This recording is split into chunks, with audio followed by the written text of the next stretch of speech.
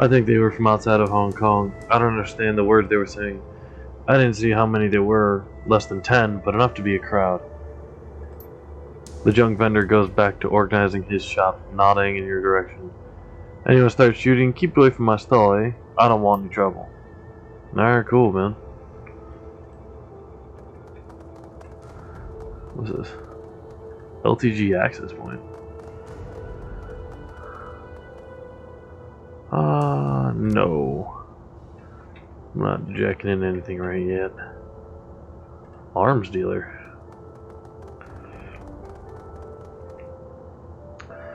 The powerful troll watches you impassively as you approach, her expression unchanging. You look like the kind of person who might be interested in some hardware.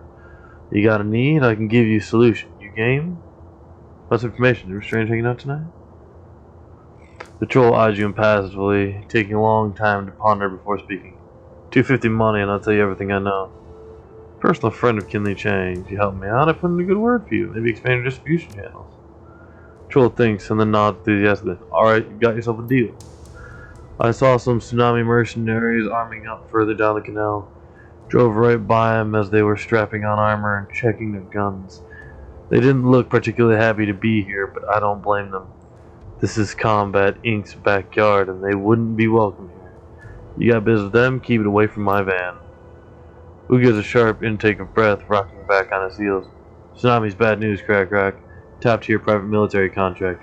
Tanks, close air support, dedicated naval transport division, you name it, they have it. They're not the kind of muscle you hire on the cheap. They cost a lot of money. The troll shrugs. I don't know what they're doing out in Ho Chung, but I don't really care so long as I don't get shot at. Looked like a protection detail though. I didn't catch how many there were, but it was less than 10. They were well geared, but they didn't look like they had anything heavier than rifles or a grenade launcher. Show them what you have. Outfits. Armor 3. Grenades. Weapons. I mean, not bad. It's 1200.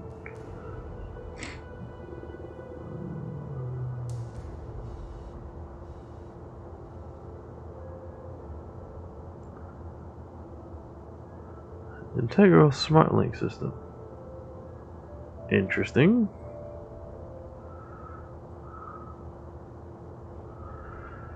I don't think I want one right now. That's all for now. Alright, so I got a bit of information. That's better than nothing. Down the canal. So you, street doc. We'll use some more meds. What you got? Street vendors hawking both traditional Chinese medical supplies and modern trauma kits alike.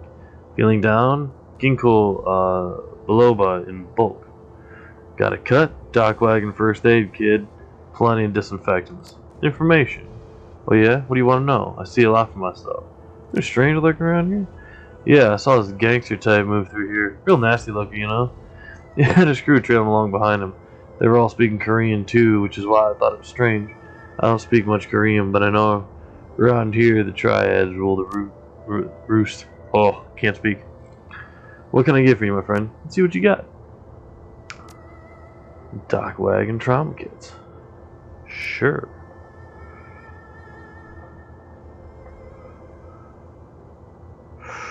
I don't think I'll need to, but I'll take two just in case.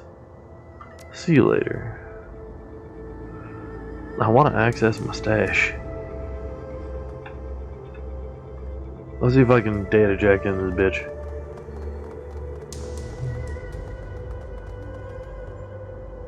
Isabel jack in. Confirm. Do. And ooh, tracers right off the rip. Portal. Let's see, one portal is probably something back there.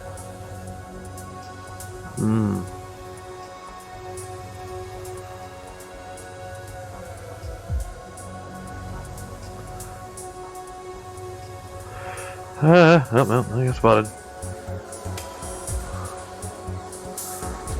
do increase my aim. Killer 3.0.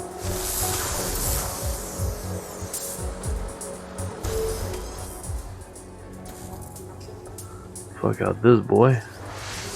We got over here.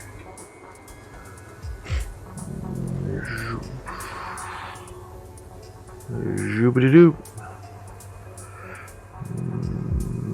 Nah, I'm gonna cut. Saw it coming.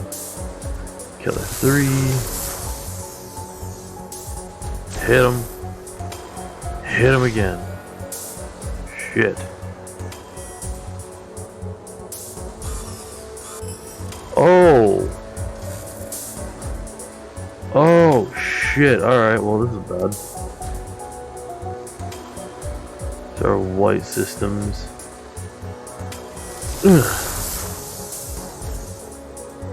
Huh.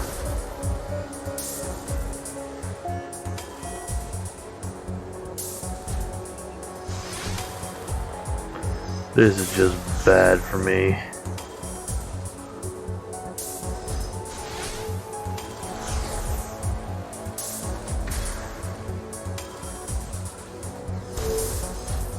Ow. Shit. Oof. That's all for traffic cam data? Oh no, I'm not dealing with that. Load game.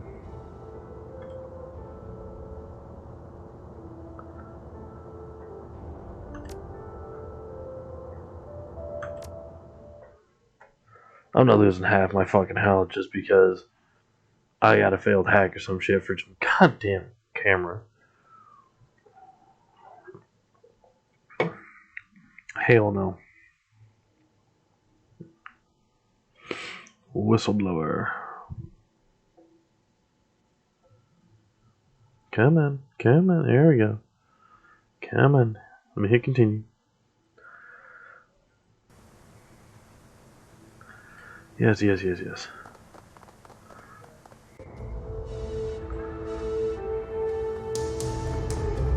Let's take a little better look around. That's the street vendor.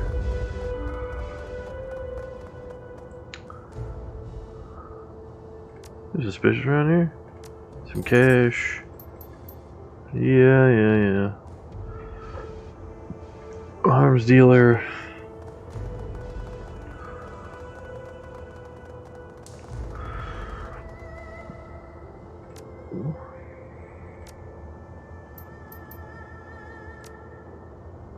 Alright.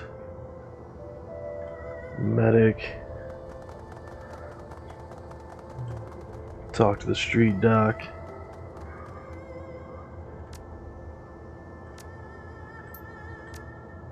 Thanks, show what you have. I'll take one of you. Confirm. See you later.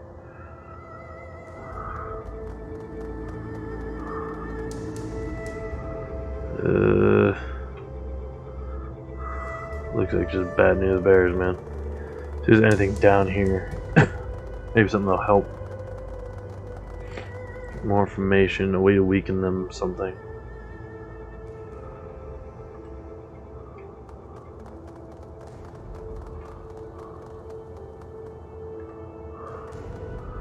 He's a drone user, which is really cool.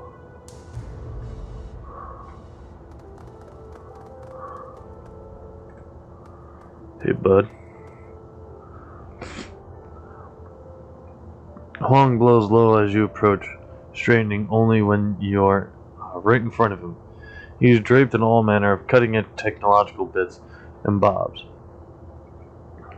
Signal amplifiers, TRID projection systems, and a dozen tiny screens dot his jacket.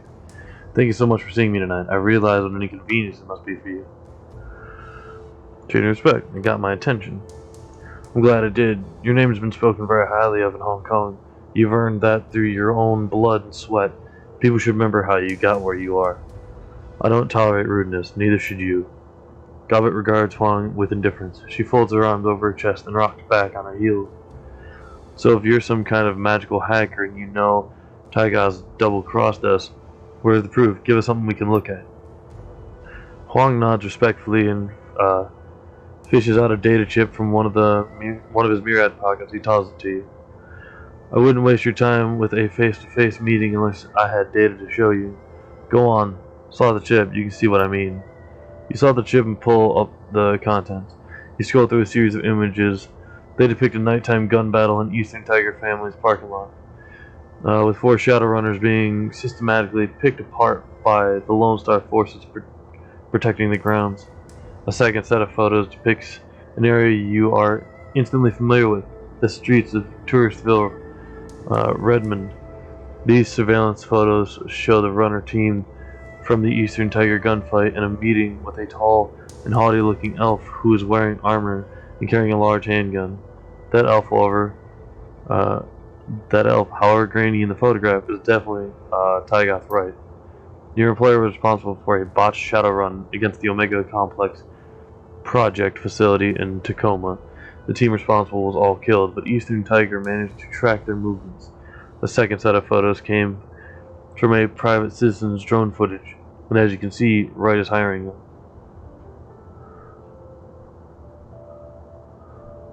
Suspicious, doesn't prove anything.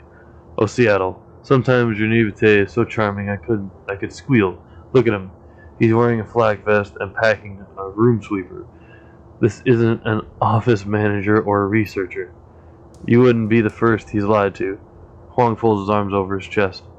The only question that remains is what do you intend to do about it? Tell me about the project. Huang snorts, cocks his head at you in disbelief.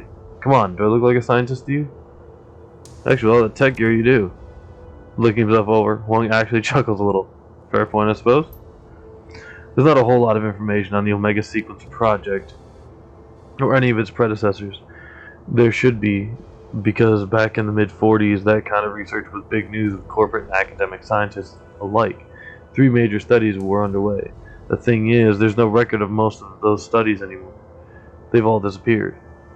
What happened? Funding lapsed and the test data vanished in some cases. Some scientists disappeared, others were disgraced. 2 committed suicide or were killed in a way that looked like suicide. At UC Berkeley, for instance, Dr. Derek McLean headed up the Omega Sequence Style project, but there was an organized smear campaign in '48 which left him unemployed and his theories on other subjects disgraced. The thing is, McLean's disgraced theories have been largely proven right over the last 8 years, but it's too late. He's been blacklisted. That's the way it went with all of these scientists. Most are out of a job, some are dead, others are just missing. What's Tyr have to do with this? Research related to the issue of possible elven immortality, or at least extreme longevity. Beyond that, your guess is as good as mine. All I know is that the money funding anti-immortality research comes out of Portland. At the end of the day, though, it doesn't matter to me if they stifled the research or why. I'm getting paid to make sure they don't take Eastern Tiger's property, and that's what matters. I don't know I can trust you. Huang spreads his palms in a placating gesture. We both have to live and work in Hong Kong. If I break my word to someone as respected as you, my life won't be worth the subway fare it'll take me to get home. You can trust me because if I betrayed you and lived, it would only be the start of my troubles. Let's go see what he's up to. Huang nods in satisfaction. Good. You go to the spot you arrange to meet. I'll collect my crew and have them get ready. When you're ready, ping me. Wright won't know what hit him. Sounds good to me.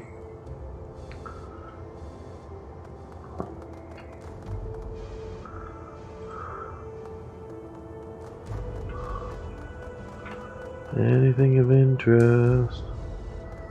Random troll citizen talking with no one. Probably on the phone. Alright, time to go see what this guy's about.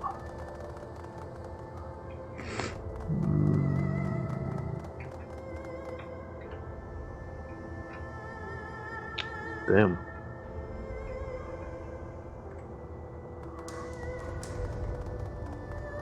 The summon point right here. Investigate the sparking wires. Power cable is here, deeply frayed, threatening to arc in the puddles of water below. Now, it could be useful. There's a whole instance way, or a whole cutaway in here. This leads back to him. Just fine and dandy. Let's go see him.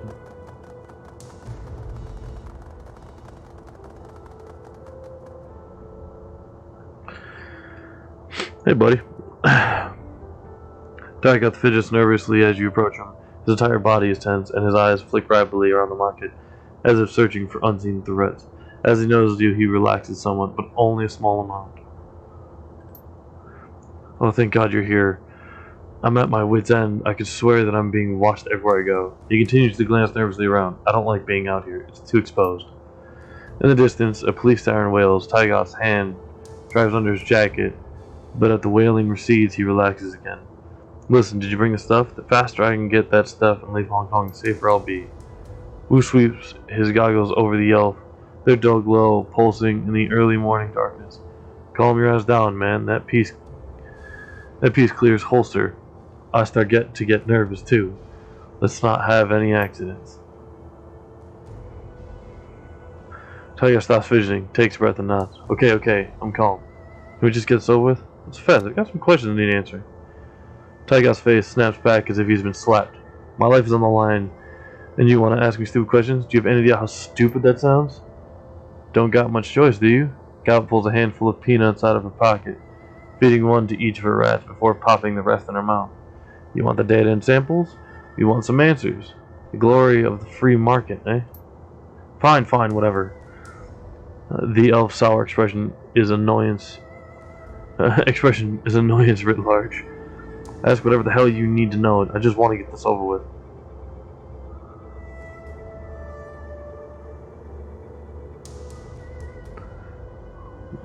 What's this change of plans going to mean for your family? The elf runs a hand through his hair, expelling a heavy sigh. I don't know. If they got criminals hunting me, they'll obviously have my family under guard as well. Isabel's expression is impassive, but her eyes search Tygoth's face like a hawk hunting for prey. They haven't contacted you? No threats or demands?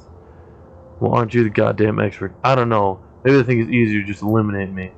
Tygoth throws his hands in the air. All I know is that I thought I could get away with exposing them. I guess that was just a pipe dream. How do you think Eastern Tiger found out what you were up to? Tygoth's face twists into a rueful, pained grin. If I knew that, don't you think I'd have taken extra precautions when I landed in Hong Kong? Maybe they've been spying on me for longer than I suspected. Or maybe they only suspect what I'm up to, but don't know for certain. Isabel snorts. Let's keep the data. We put it in the dead drop. If you don't contact our server every few days, it'll automatically get exposed. Dead man switch. Even an idiot like you should be able to see that's the safest plan. Tygoth's expression is pained. I can't take the chance, okay? I want my family and my life back. If that means giving in, so be it. Heard all I need to. The elf's expression twists up in confusion. What do you mean? From deeper in the marketplace, a shout shatters the night's stillness. It means I'm here to collect the goods, you lying little bastard. Ooh. Huang tilts his head back and laughs at Tygoth. His sneer forms an ugly scar across his face. You didn't think Shadowrunners would show you any more loyalty than you showed them, did you? You expect them to honor the word of a lying dog? Well, no, I don't think so. Not today. Tygoth suddenly bolts towards the nearby kiosk.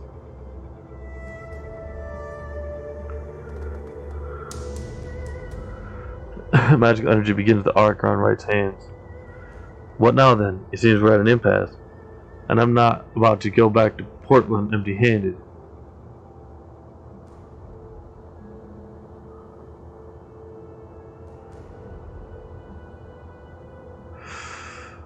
Ooh. Which side do I go off? Do I kill Wright and his men? Do I kill Huang and his? Or do I try to get the fuck out of here?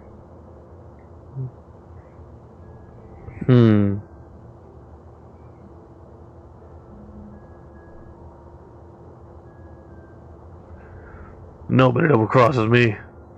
Long chambers around in a submachine gun and spits to attack it. Come on, I'll pay Hon Chung with your blood. Hup. Let's do control mode. Get you off to here.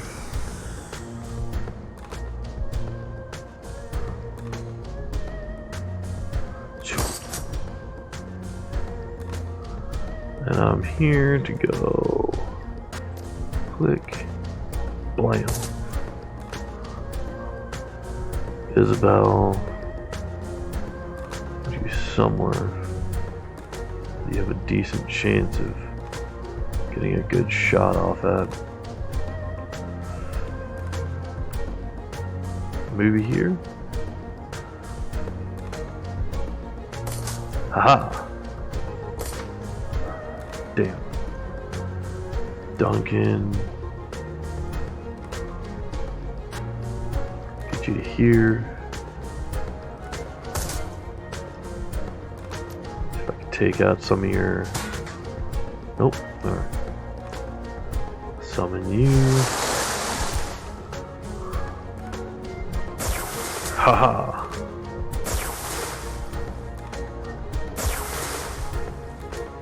Come on.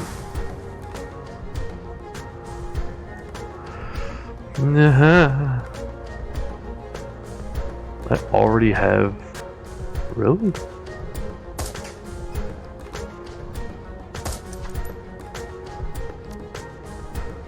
Duncan. I'll take you out. Got him. Hey dude, your boss is dead. What are you gonna do now? Come on. Gotcha. They'll move up.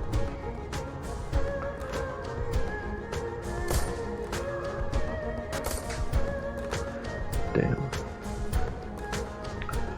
Got it. Aim. Duncan. We need to be healed yet.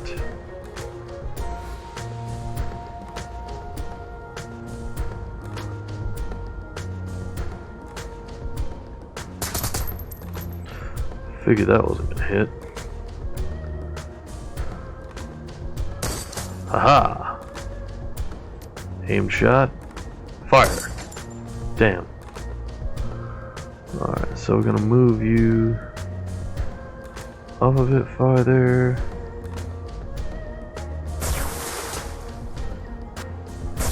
Really hurt you.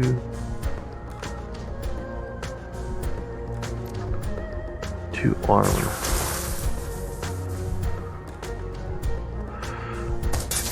Ooh, shit. Summoner. Don't heal him, you asshole. Ouch. Oh, there's more of them. Oh, son of a bitch. I killed your employer. Leave.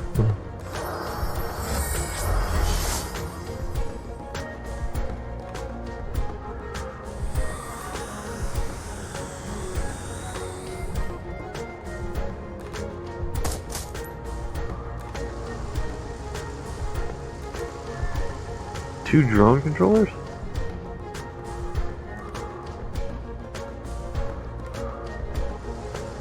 Three drone controllers? Jeez, I have a lot of drones.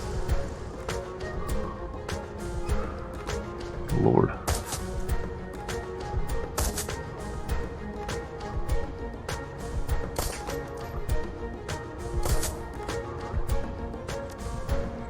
Duncan, I can't take.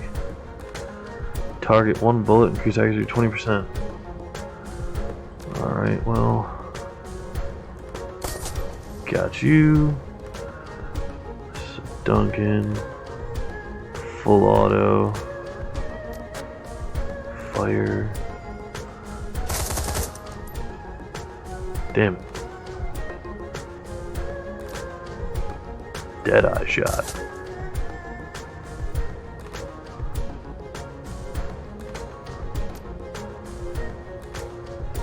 See, add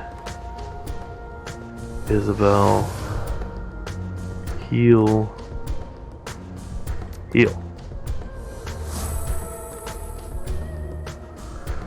And aim shot.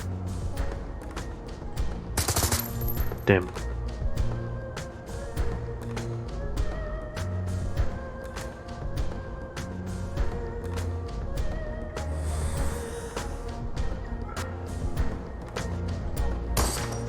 Damn.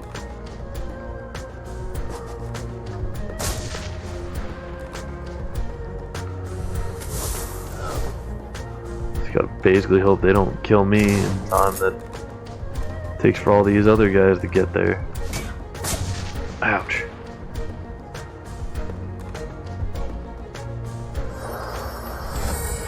Killing hand damage +7.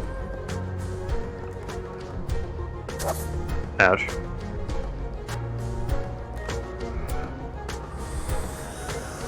Drone control.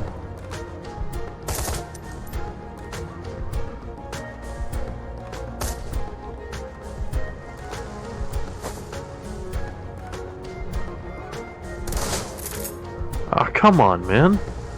What the hell?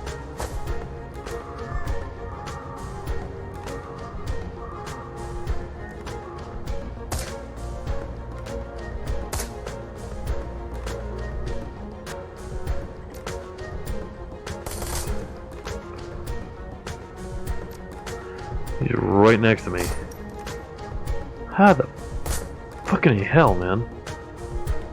Mercy kill. End this motherfucker, please.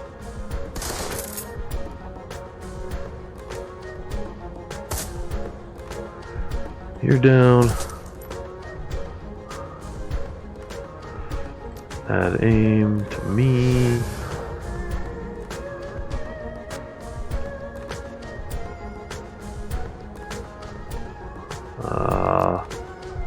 Acidic fog.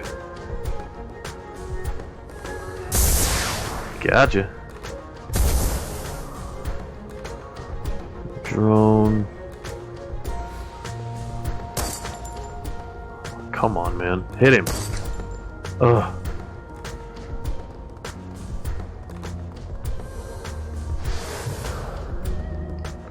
You broke my armor.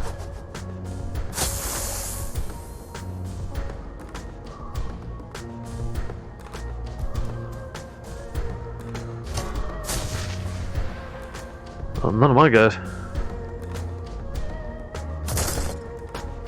Jesus Christ.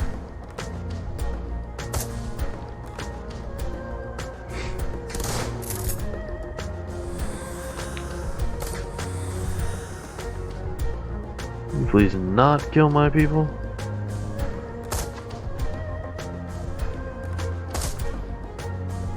Be wonderful. How the hell am I? Thank you, Jesus.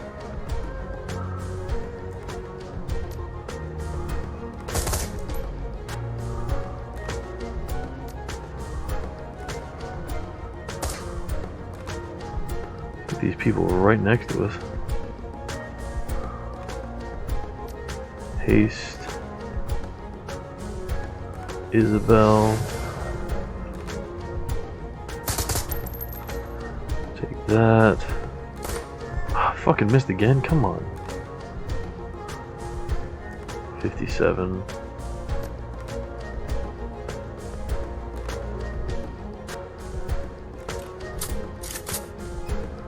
Still one shot. Gotcha, bitch. What are you?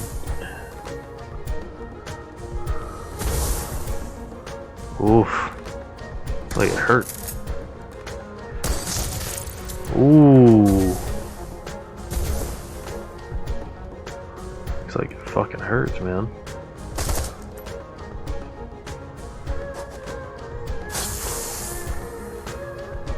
Alright. Oh, he's dead.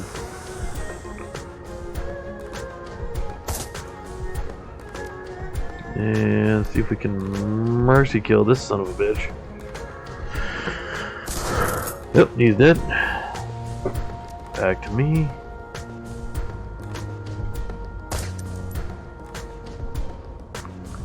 $44.54. Come on.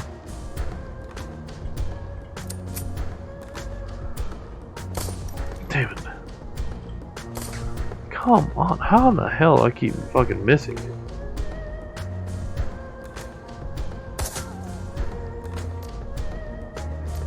Let's see if I can use a Deadeye shot to just...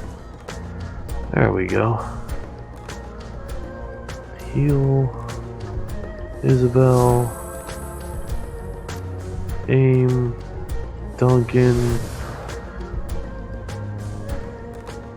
Fire. Missed. 28. 53.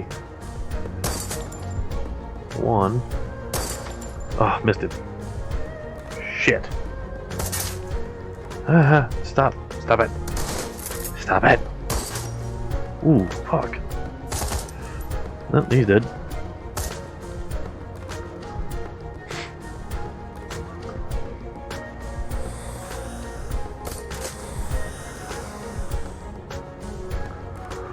Alright. I need to start worrying about this guy here soon.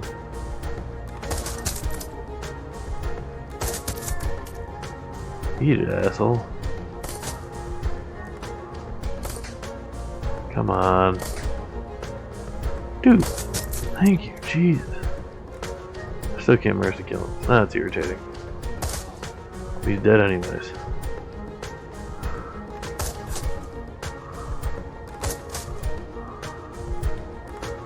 Gobbet, add aim. Actually, can I get this all the way back here?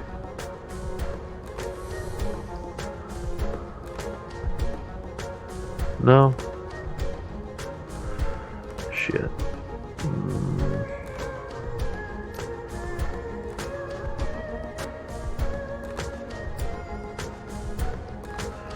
Get there. 50-50. Sniper drone, man. Ouch. You sack of shit.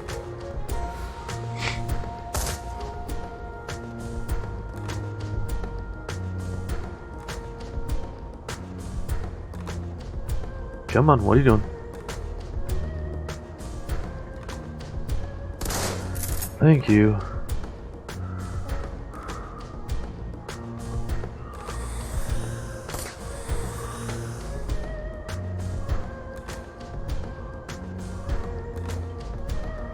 Move up. Aim shot.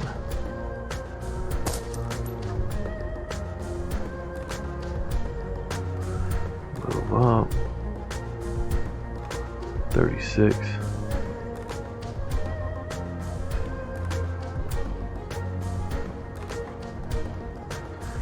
There's that. Can't fucking see him though.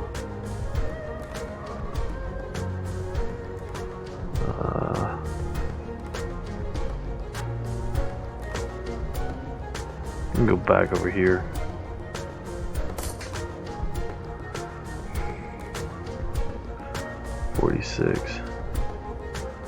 Move different cover, get a little closer.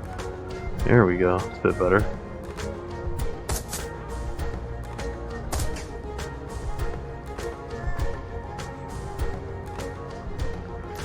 Add aim.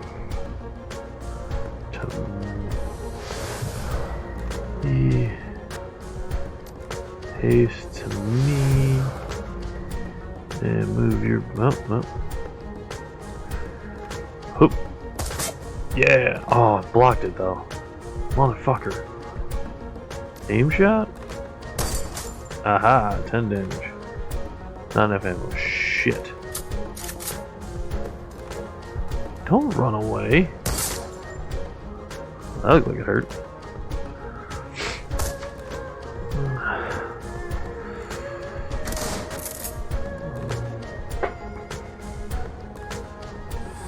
Shotguns are useful, too unpredictable.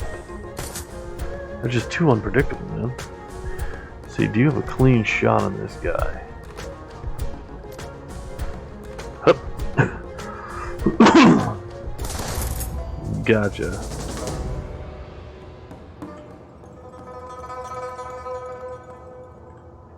Talk to him. Huang runs the back of his hand over his brow, wiping the sweat off into the street. Good riddance to that piece of trash. Turning towards you, Huang nods. Feel like finishing this off? You give me the goods, I wire the money to your account once I verify everything's in order. Sure, I don't feel like fighting anymore. Huang takes the samples and data from you, nodding in satisfaction. Pleasure to meet with you. Glad we can work this out. Yeah.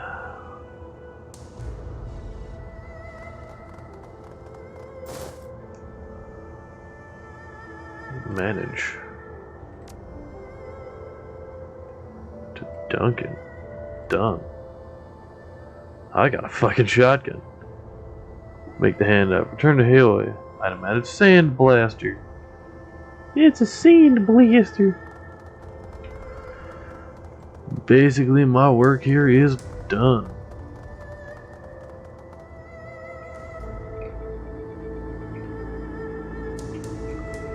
And if Auntie don't like it, well, sorry. It's done. Done is done. I'm getting paid, goddammit.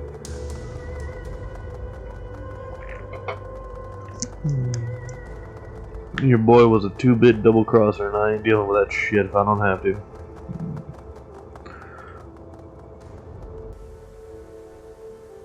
Do we make the right call? Probably not, but I don't really care. Back to Haloy.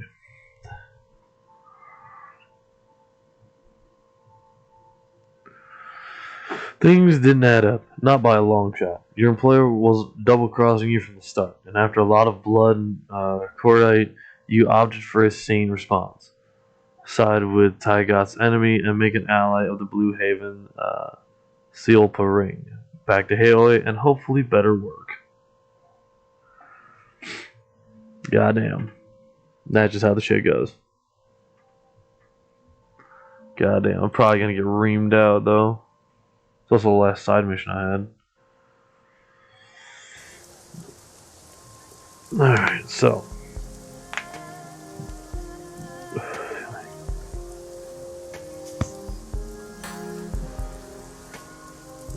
Heal. Collect payment.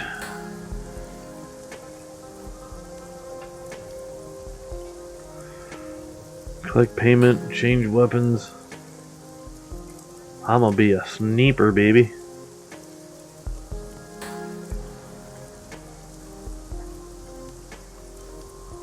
Off to my safe boat.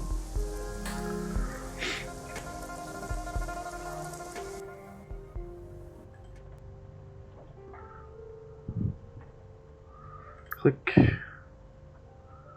Jobs directory. Claim payment. The money I promised you is attached to this mail. I'm glad we could work something out and benefit the both of us. Cool. Go back. No, don't walk away. I need to be on there. I want to collect more money.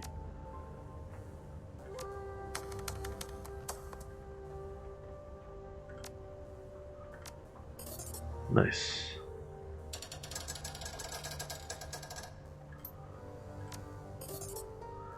Cool. Cool. Hey, XCrackrok, I was able to cut out the proprietary bits of the files we received or recovered that work a few money, but there was a lot of junk data none of the buyers wanted. I decided to archive the leftover paperwork for requisitioning orders. Nothing special, but I figured to keep it on hand. I don't think I have any pay data. Nope.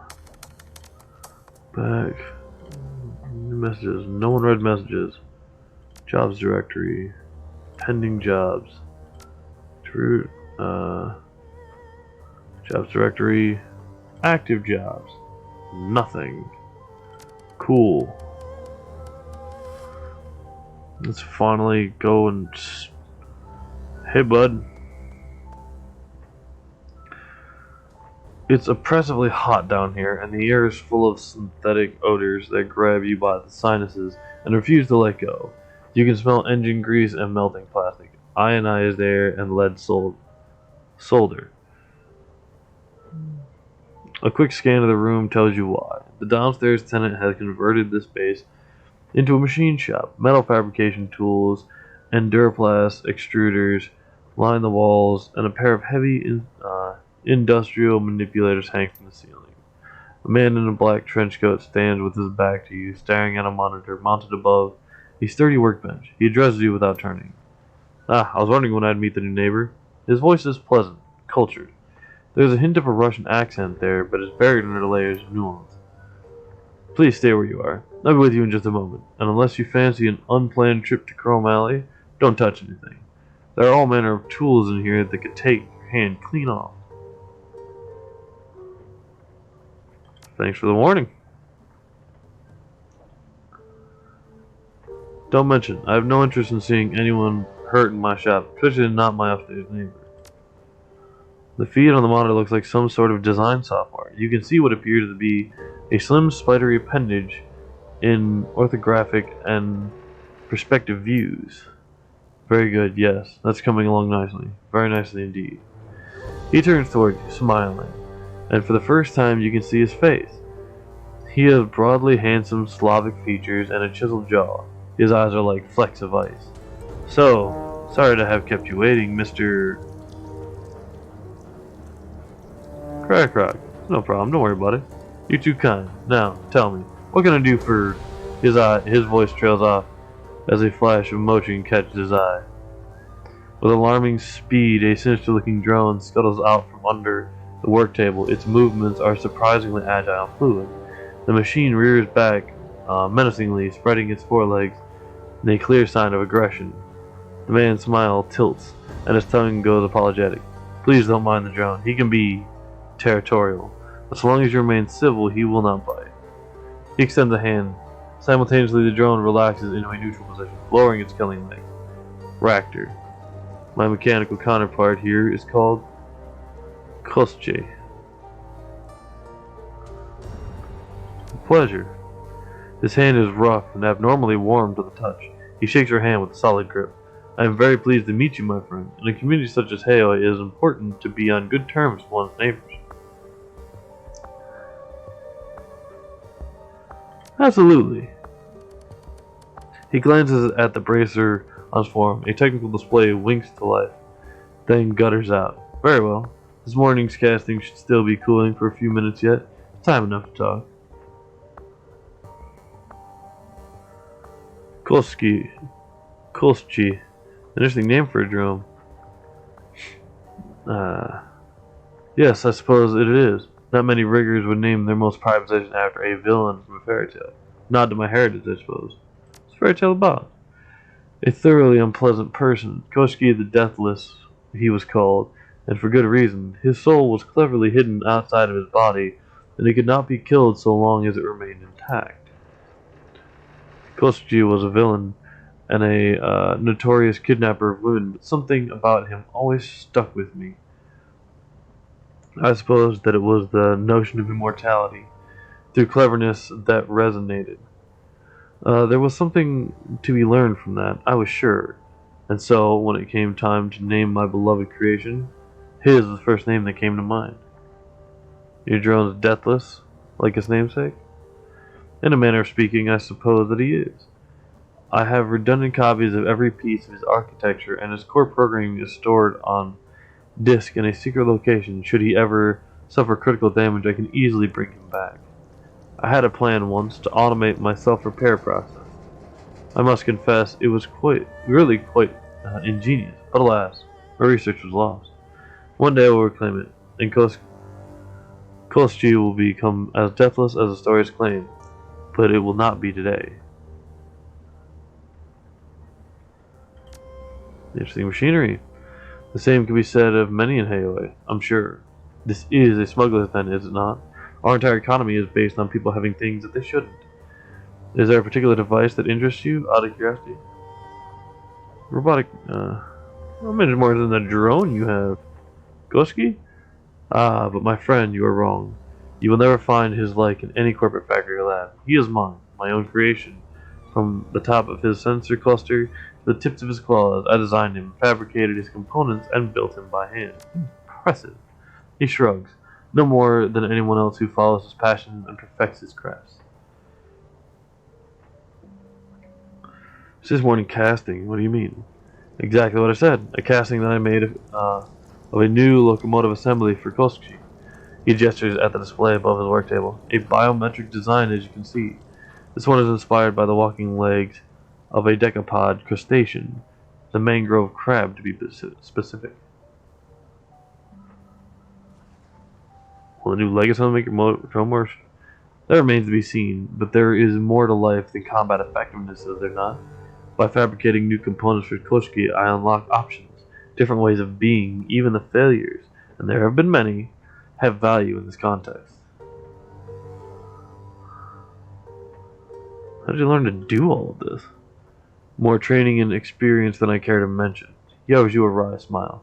Drone architecture was once my profession, you see. Now it's more of a calling, one that I'm free to pursue now that I've freed myself of the shackles of corporate servitude. Whose peril were you on?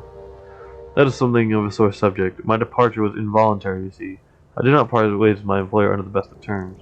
I do tell you that I worked for Grisham Avicor, but you'll forgive me if I don't want to go into detail. Are you Russian? He nods. You have a good ear. I'm impressed. Yes, I grew up in Nizhny Novgorod. Went to school there, started my career there in the industrial sector. A fairly common story, I'm sure. But I've also traveled a great deal, and in so doing, I have absorbed a number of other languages and dialects.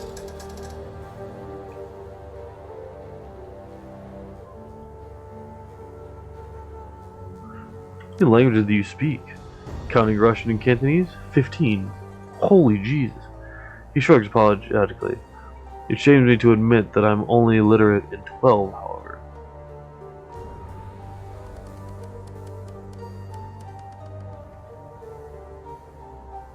That's still impressive. Perhaps when compared to the common man, but I've known a great many polyglots who can and do put me to shame. He gives you another half shrug, and Kochki mirrors the gesture. Arabic has been a particular bugbear of mine. The unfamiliar characters and lack of vowels make it damn tricky to get a handle on. But I suppose that all men have their limits. How do you afford this? Freelance. At the risk of sounding immodest, I've commodified myself rather well. There are always corporations in need of design consultations. You'd be surprised by how lucrative such work can be. And there is always other work that I can turn to in a pinch. Other work, besides consulting? Care to tell me what kind? He pauses, and for a second something flashes in his eye. Kushki lowers his body into a crouch. A rather personal question, wouldn't you say? Maybe. Then we're having a personal conversation. Indeed we are. But even in personal conversations, certain types can be held off limits. Truth be told, I don't feel especially comfortable discussing my side work with relative strangers. Suffice it to say, my freelance activities often fall on the illicit end of the spectrum.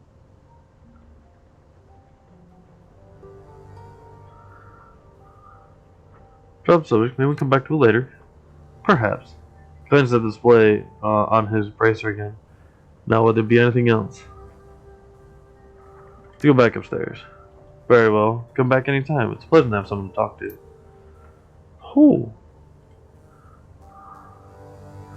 The dude's probably a Shadowrunner, yeah. Oh, Gaichu's in the storage area? The storage room that functions as Gaichu's cabin is cramped, overheated mess.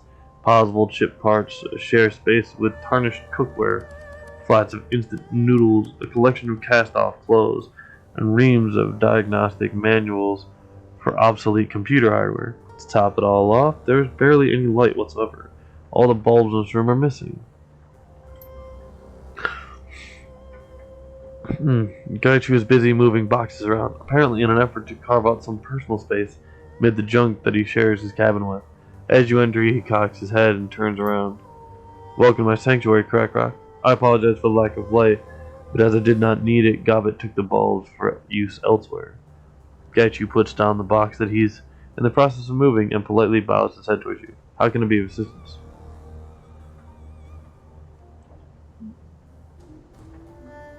Siri settling in. Gaichu rolls his shoulders in a diffident shrug. I'm among those who can make use of my services and who are not attempting to claim the bounty on my head. Is that not enough for now?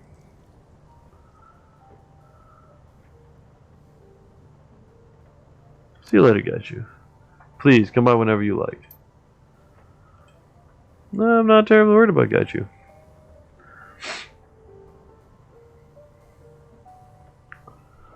So I have no other jobs. I'm gonna get some rest. But first, station.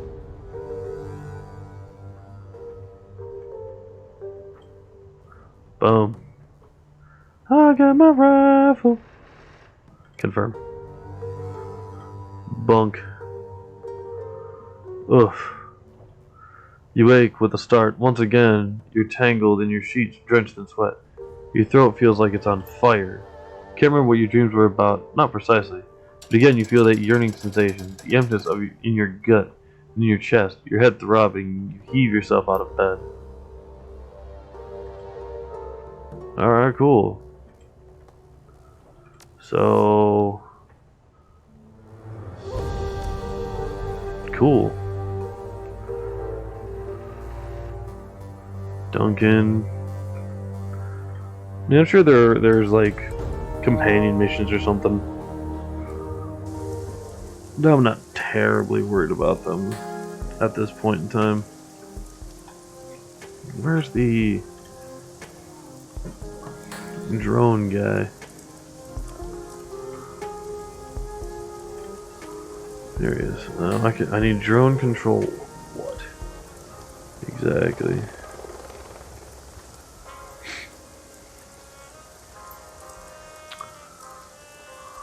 Drones. Yeah, okay. I got this new mortar bot from Quang Ha. It's really... he makes a half-hearted effort at salesmanship. Then his shoulder slump. Piece of junk. Show me what you got that will work. Guardian Mark II. Drone control 7.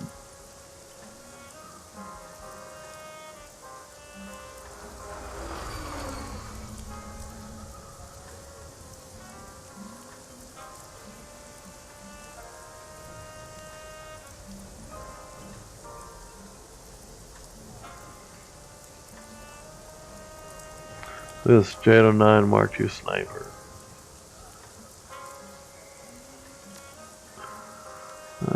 Exit. I need better drone control. Later, Matthew. I can't leave the lot right now. What's the favor? Supposed to pick up my medicine this morning, but I overslept. Can you get it from Ambrose for me? 10-hour Ambrose? Sure. Thanks. I don't mind.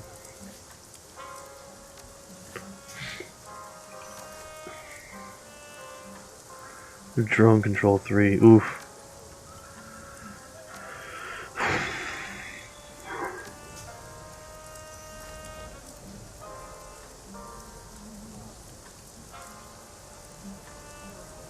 Dodge +1. Oop. Damage. 2 HP damage. Okay.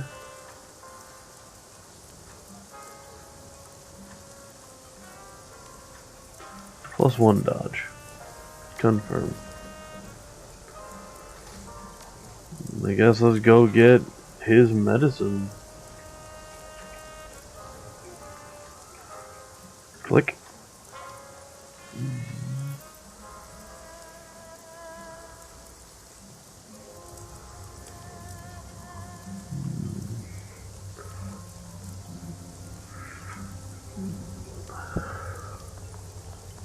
Chrome Alley. Ambrose.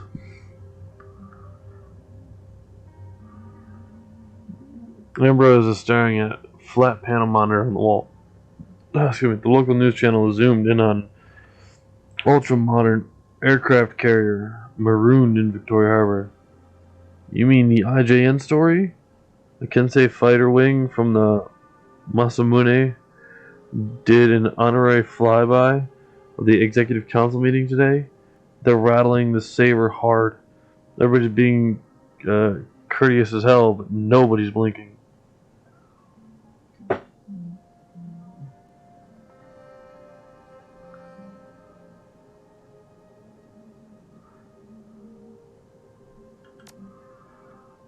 Ambrose's brows raise. Really? Well, okay. Waldo arm opens the cabinet and crackles through packaging. In a moment, it swings over to you holding a plastic cylinder about the size of a roll of breath mints. Here you go. The arm gently sets the cylinder in your hand. Inspect the cylinder. The cylinder is lettered with the holographic Hanzi. Cool blue jazz, non-smoker version. Has a stylized illustration of a laid-back lounge lizard of a man wearing a zoot suit and smoking a cigarillo. Though the semi-transparent plastic, you can see a stack of what look like tiny pills or chips. Let's look at a tube of slow burn, better than life chips. These disposable chips create a synthetic experience, unlike normal BTLs, which burn hot and fast. The sensory and emotional tracks on slow burn chips are adjusted to be only slightly above legal limits, and they last all day long. They give a gentle, subdued high. It's like you're something else, but still living your life. Why are you giving your life Matthew BTLs?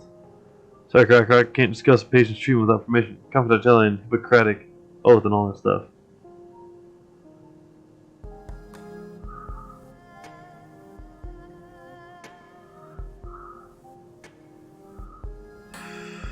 Let's push it. You're not even a real doctor. I'm a real doctor to the people here. Look, how would you feel if I told people about the injuries you and your team come in with? Huh? It'll take people's privacy. Alright, fair. It's the IGN Masamune. What are you talking about? The Imperial Japanese Navy. They've parked Carrier Masamune's battle group in Hong Kong for a visit. They're trying to intimidate the city. Nobody's having it, not even the Japan Corps. It looks like it's been being driven by some sort of weird internal Japanese pissing match. The imperial militarists want to cow Hong Kong and bring it under the umbrella. However, almost every megacorp, including all the Japan Corp, want Hong Kong to remain independent. Tensions are high. Take over the Hong Kong Free Enterprise Zone? No way. Not in a million years. Kind of rooster show goes down all the time. Worst that'll happen is a bunch more posturing like the IGN has an accidental fire incident with a coastal boat. Somebody test fires an anti-ship missile. The Port Authority finds the Masamune's paperwork lacking and charges them exorbitant harbor fees. Noise like that.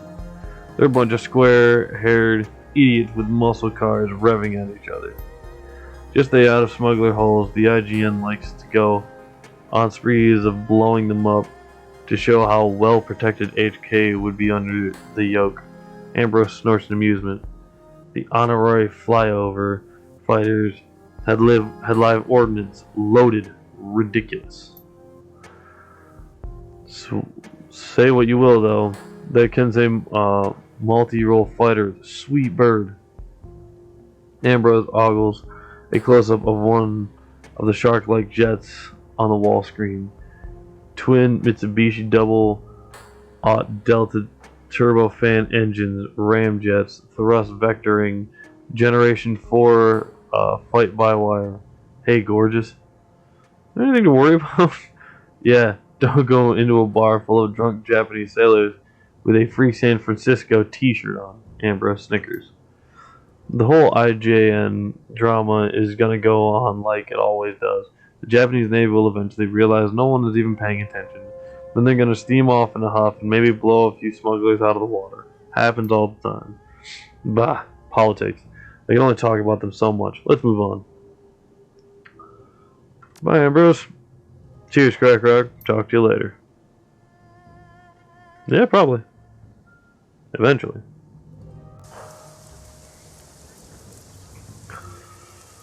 Alright, reliable, what's his name?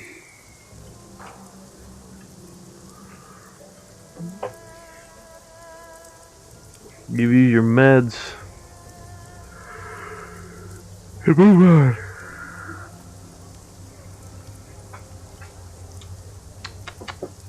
Reliable Matthew. Matthew still looking at the ground. He glances up briefly as you approach. Hi, XCrackrok. Did you give him a message? Yes, I did. Really? That's great. Give it to me. There you go. Matthew hastily takes the cylinder from you. His hand shakes as he dispenses a single chip from it. Pulls back his hair and slots the chip into a hidden data jack. He stands stock still, eyes closed. His eyes flutter, a ripple moves through his body, his eyes snap open. He flies you a vacant grin. Hey, beautiful. Boy, am I glad to be back. The day was a little dreary there for a while, but now I'm back and I'm in fighting shape. He pulls a fresh cigarello from his pocket and twists off the auto lighter tip with gusto. It ignites with a faint crackle. Time to push some tin. Just a lot of synthetic personality. No, sorry, beautiful. This puppy's authentic, genuine, authentically awesome. Whew! Wow! Smell the fresh air. Feel that victory. He cracks his knuckles loudly. Some lucky soul is gonna get a great deal on a drone today, XCrackrok. All thanks to you.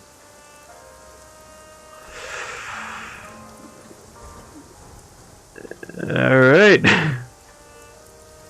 Rocket, Matthew. High five. Whoop! Matthew slaps your upraised hand. Boom, boom. Ba-doom, ba-doom, ba-doom. Catch you later, hot stuff. Alright. Let's look at drones.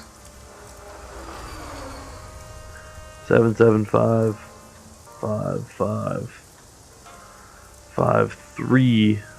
Drones equipped with a semi-automatic turret. I'm not worried about any of that. God damn it. Oh well, I think my drone's better. Goodbye, Matthew. I really care about the rest. Let's see. Let's go here. Oh. I've got a new weapon.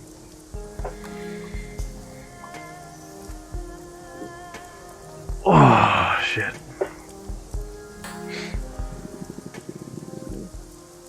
And click.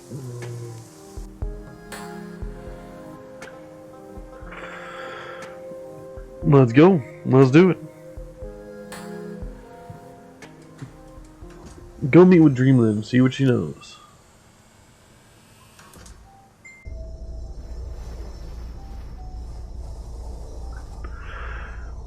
The tenement that Dreamland lives in smells of mold and desperation. People living here are the kind who don't want to be found. Okay, this is the right place, XCrackrok. Emil should be in the first apartment. She's dangerous? She shouldn't be. Emil's a decker, yes, but she's really more into programming than she is violence. Her handle is Dreamland, after all. She quit running last year, something about some sort of activist activity that she used to be into, and a bunch of big money execs who were holding a grudge. Emil is from Berlin, but she moved to Hong Kong after the F state collapsed.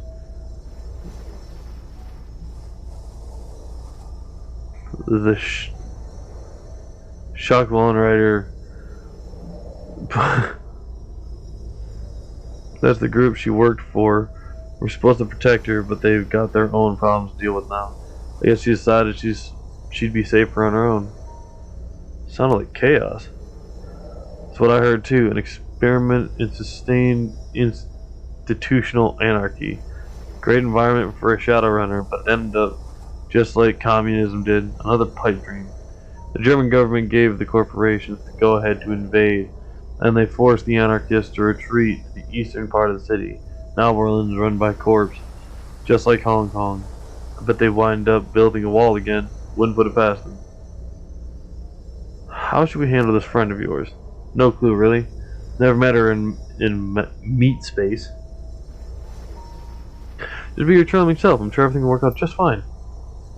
Uh-huh. Everything will be just fine. There's only one apartment here.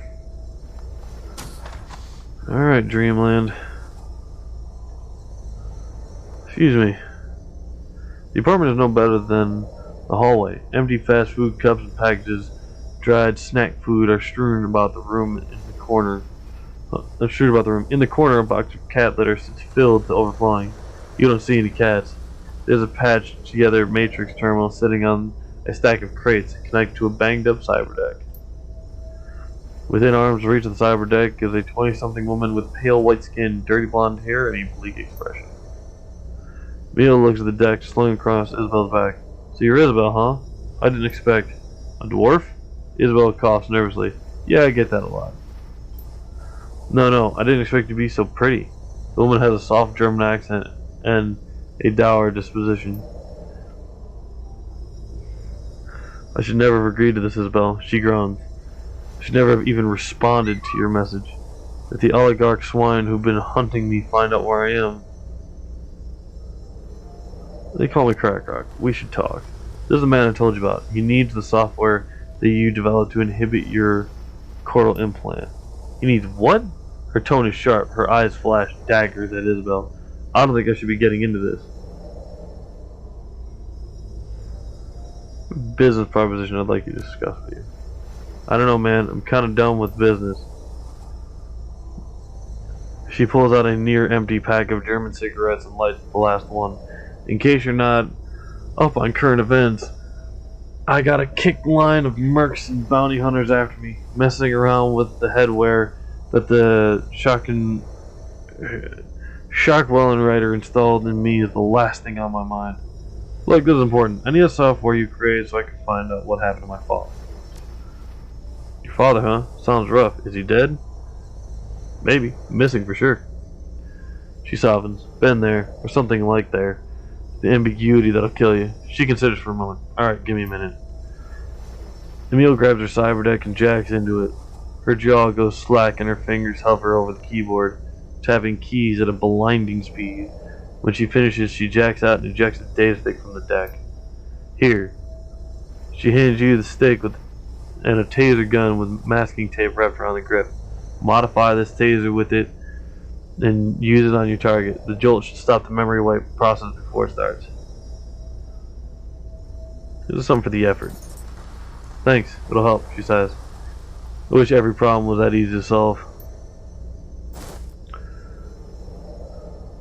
Take.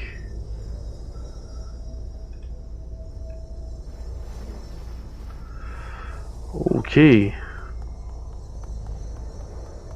I got the inhibitor. Yeesh. Alright, so. Let's see what's going on. So I got the inhibitor. Custom-made weapon will at mid-range deactivate the target's neural wipe and leaves them stunned. The effect takes 3 rounds to date the target.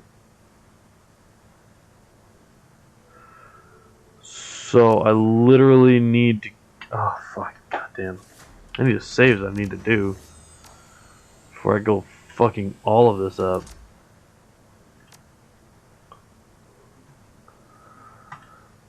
Alright. Car the plastic-faced man's itinerary.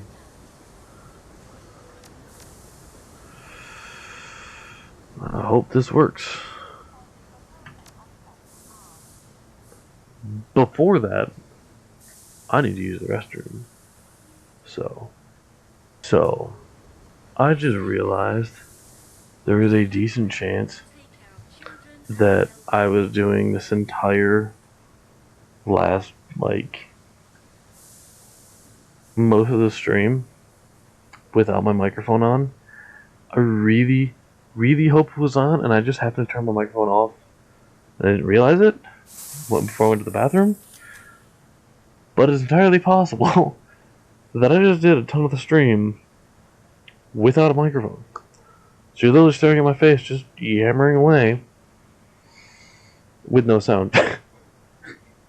Good God. I'm professional. Professional. Cancel. What do I have? Inventory. Me. I know what I have. Screw it. Confirm. Oof. I really hope my mic was on.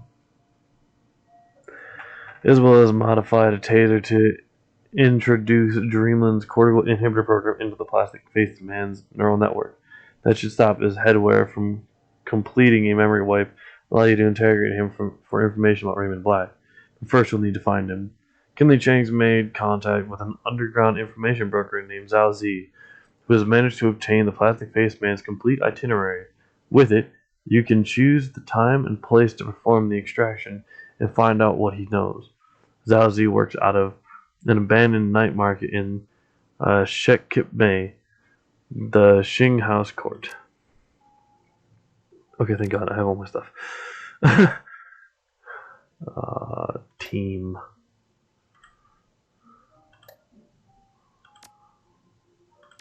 Like their armor gets better, which is nice. 14, 10, 13. Their stuff gets better too. Mine doesn't. Theirs does.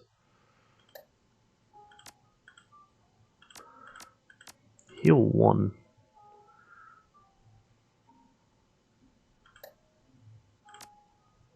So their stuff all gets better automatically. Mine, I have to upgrade, which is cool. Meet me Zhao Zi. Alright, cool. So he's this way.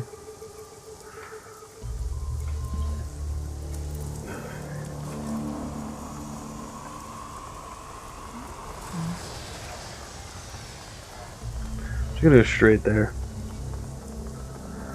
I'm not terribly worried about any of the extras, in case there even is any. Xing House Court, top floor. Game saved. Cool.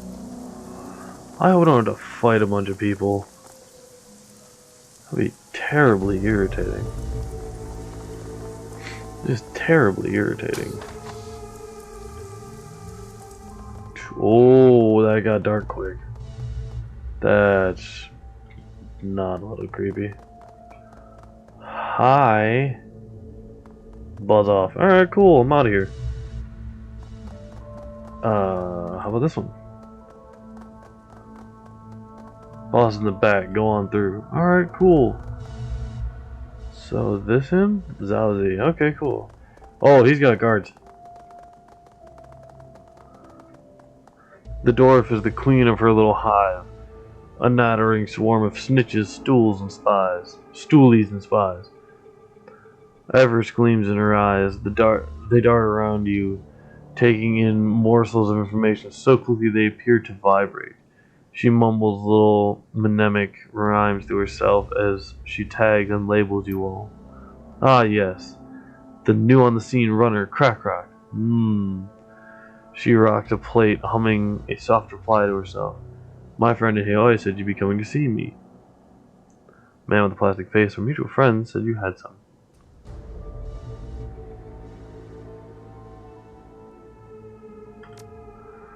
Zhao Zi's eyes widen with joy of her job as she hums her little hum. Very timely intel, very timely. I have his complete up-to-the-minute itinerary. Where he'll be, who he'll be with, security coverage, the deluxe package. You must be very good at your job. Zhao Zi's expression oozes with cunning. You're very kind to say so. Yes, very, very kind. Fortunately, I don't believe we can transact business today. I received another offer, a better offer, to take it off the market, just before you arrived. From who? Li Sangling's client. I believe you know the company. She fumbles with her fingers a bit. I feel really bad about this, but the offer was too good to pass up. Way too good.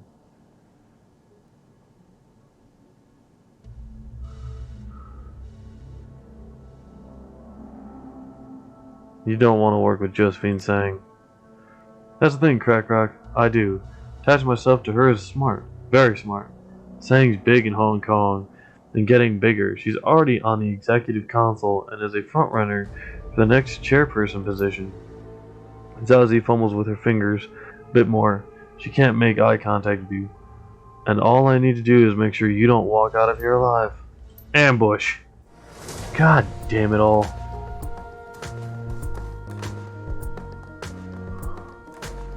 You little information rat. Cover.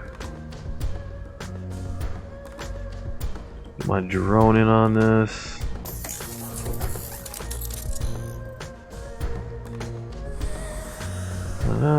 38, 36, 53.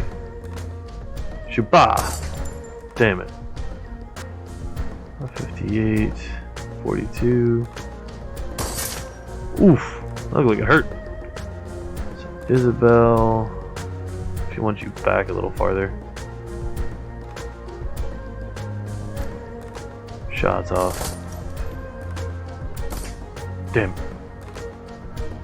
Add aim to Isabel. Acidic fog.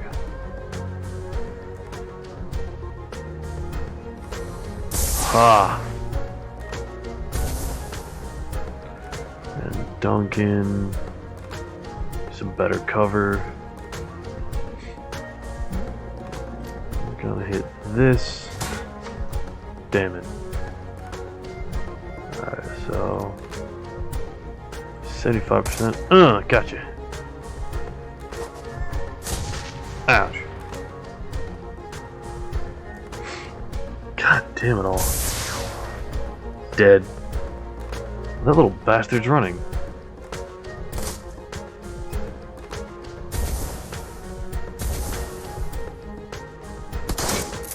Ow.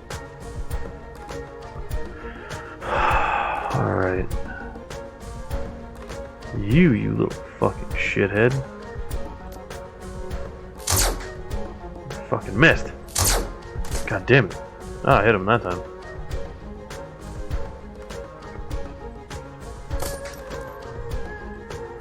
Come on. There we go.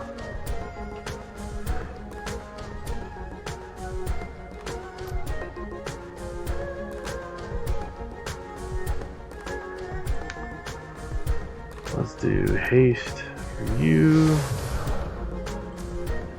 Aim for you. And then go back to me so I can try and hit you again. Oh, gotta reload. God damn it all. That's some shit right there. So got a 50-50 on you. Suck on it.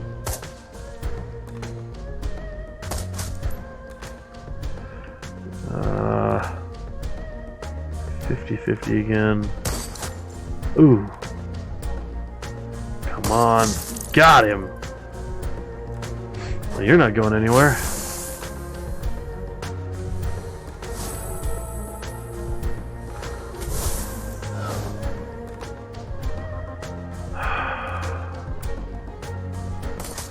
Ow. Ow.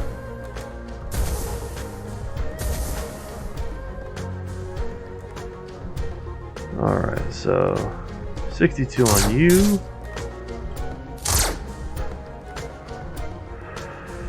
Isabel. Let's go to Duncan real quick. Mercy kill on this son of a bitch. That one's down. We got a 57 on you. And we'll do one more. Isabel, a 54 on you.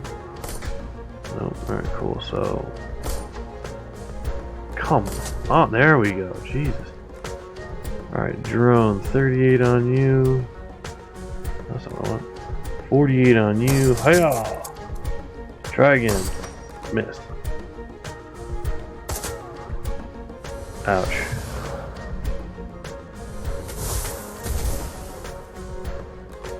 Oof. Alright, so me. Gotcha. Reload.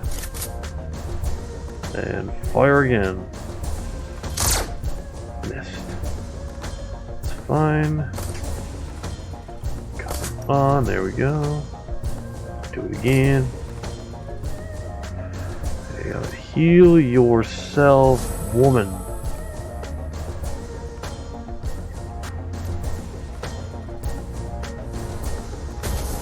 Gotcha.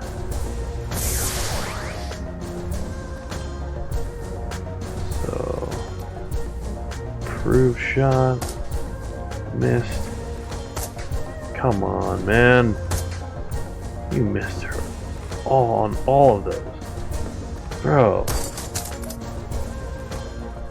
Oh shit. Reload.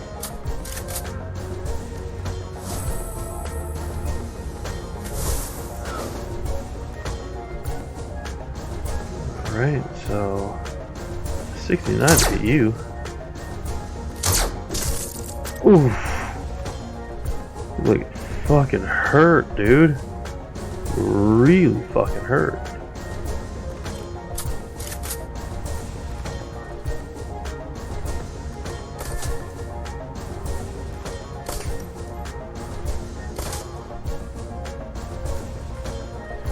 Ooh, I can do mercy kill. Take this motherfucker out.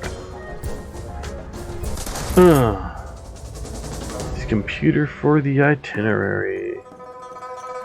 Well, I killed Zhao Z, just in and of his entirety, her entirety rather. Just fucking ended the bitch. Ooh, pick up. What's this? Broker's code. Sweet.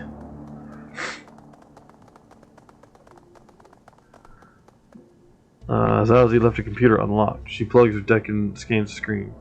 She has the plastic-faced man's complete itinerary. She will tell us everywhere he's going to be for the next 24 hours.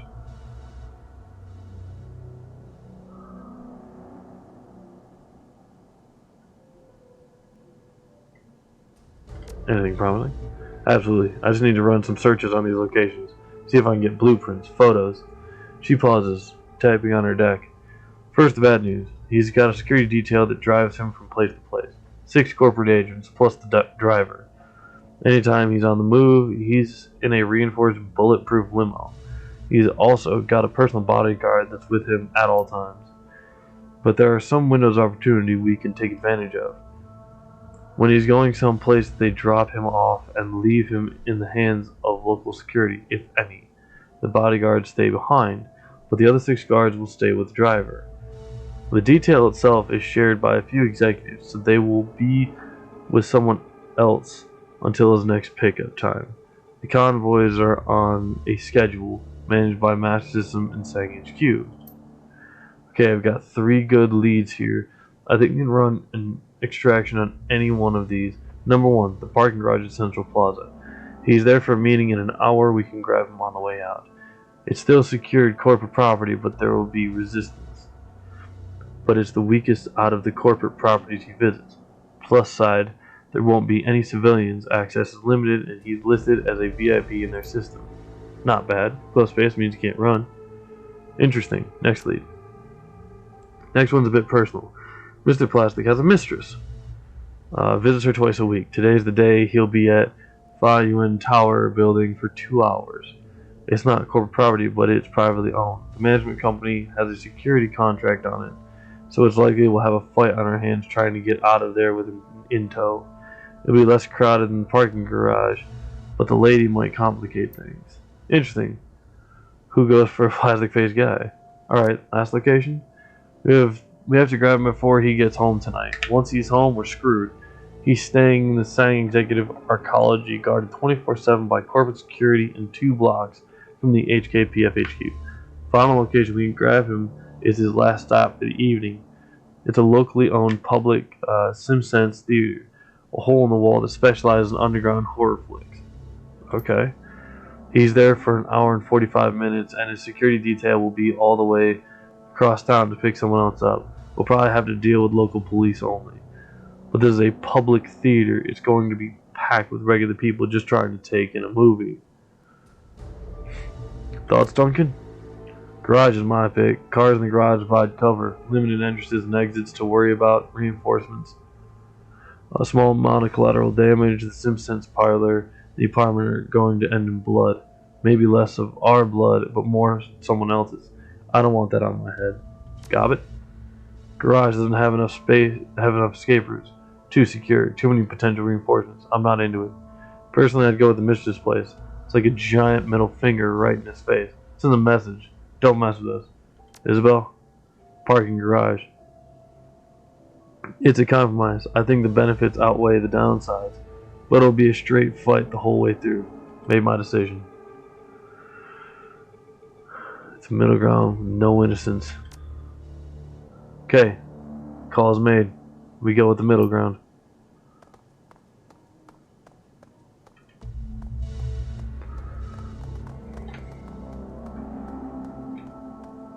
Gotta try and take his ass out. Locked door panel. Okay, so mission items 00006. 5 numbers. Hey, the door slides open. What's in here, I wonder? Pick up. Cram, designer. Manage. Stored items can only be retrieved post mission. Cool. Pick up. Medkit, manage. There we go, done. Pick up. Money. Nice. I dig it. I dig it. Alright, and then there was this bitch that ran from her little apartment all the way over. And nothing even in here, which is kind of irritating. That's fine. Let's get the fuck on.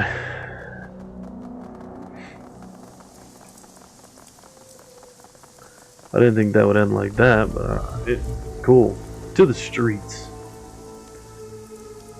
Pack up and head out. To the parking garage. And with the inhibitor, the plastic man must survive. Alright, so night errands.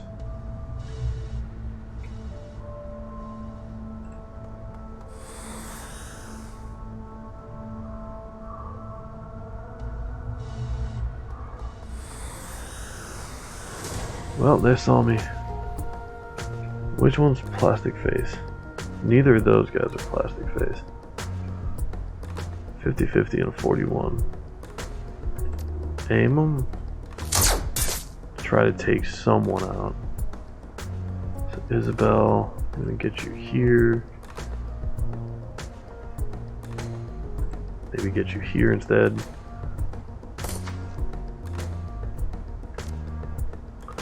Get Duncan in here.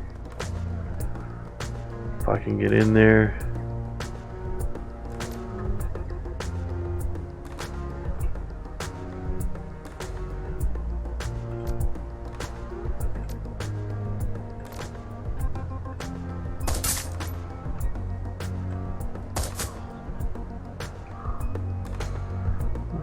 Gavin is our support, so add aim to Duncan.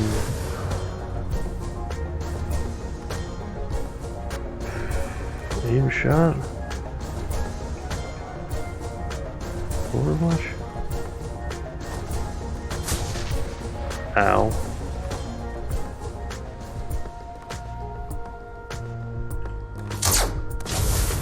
Bam, suck on it.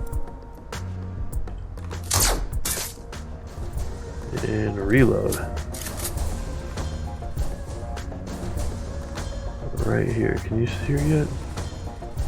Absolutely not, apparently. Eat it. Dunk it. Got a clean shot, so let's take it. 99% chance to hit and end this bitch.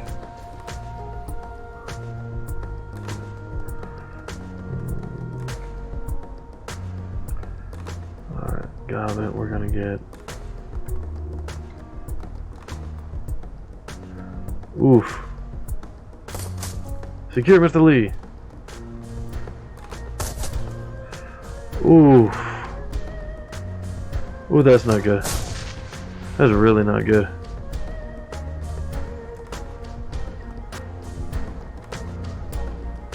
So it's literally got to take out your entire security detail and just basically go from there.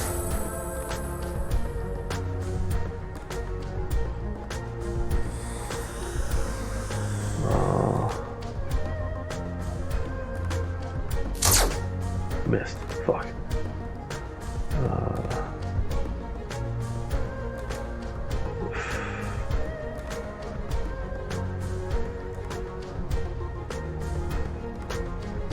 Risky move. Fuck. Alright, can I heal? Oh, I can add poison cloud though. Alright, so we can't do that yet. Move you to here again. Risky fucking move. Huh.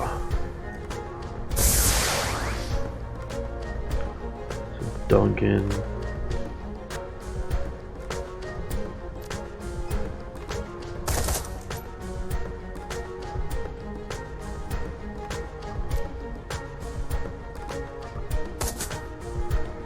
Eat it.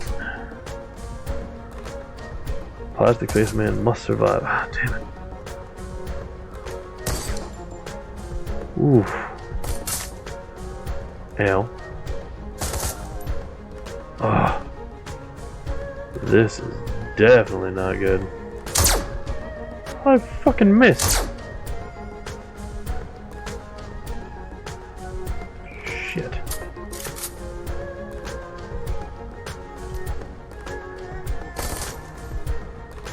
Damage. Med kit. Move. Heal. Me.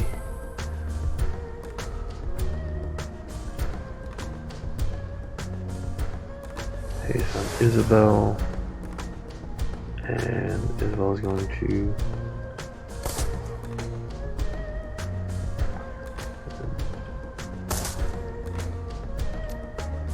Please tell me I can kill this guy right here.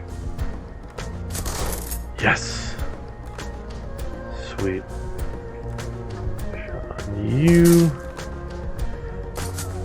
Ooh. Ooh. Ah, oh, damn it. Yeah, this is just a bad idea. Coming here like this.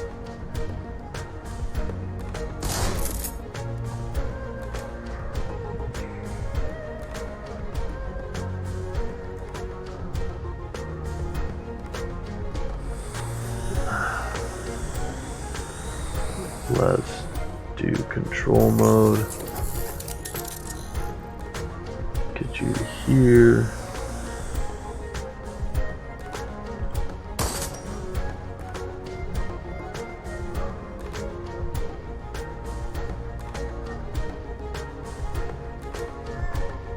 Shit.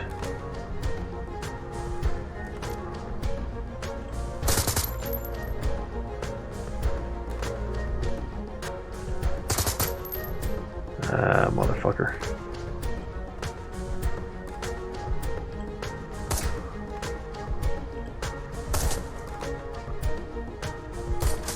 Ow.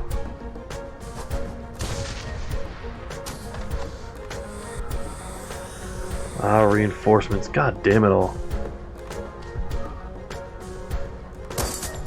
Ow. Plastic face man must survive, huh?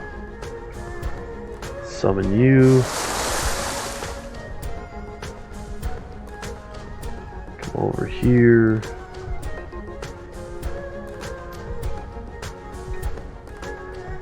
Nope. Alright, cool. So, regular attack.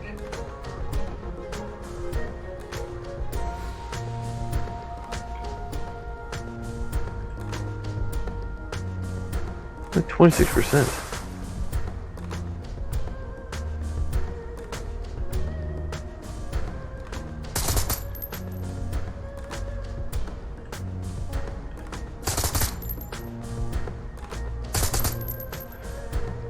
Alright.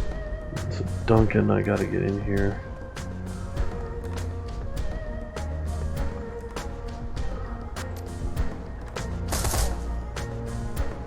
Dead. Sniper bot. Get to here. Sniper versus sniper. Oof.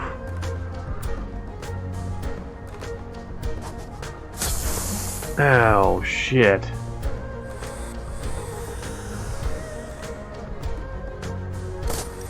Ow.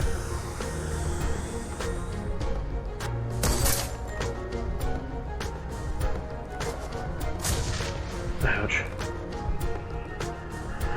Apparently I didn't make sure they had all their shit before I went. Just a fucking...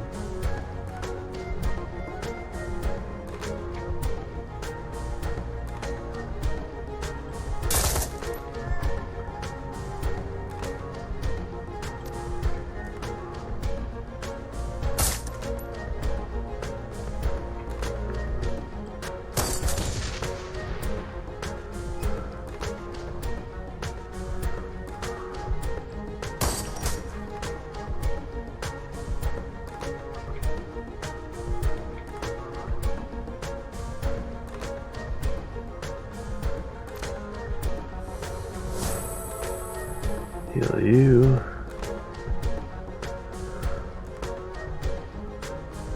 Strip armor. Water bolt. Alright, so I'll move here. Get a better shot on you. Still fucking missed. Ow. Oh, motherfucker, really?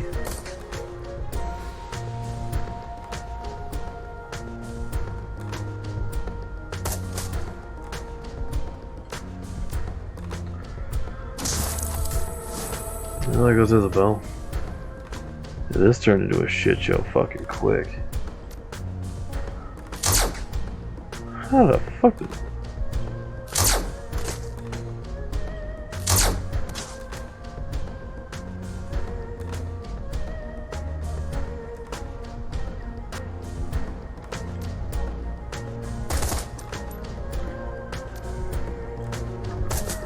Eat it.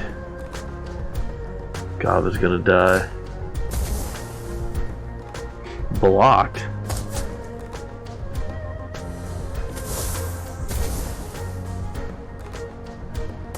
Yeah, this is gonna go very, very south very, very quickly.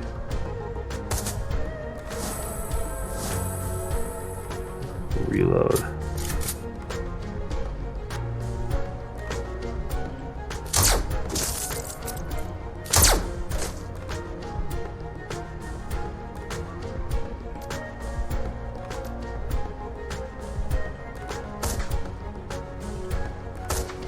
Come on. Nothing.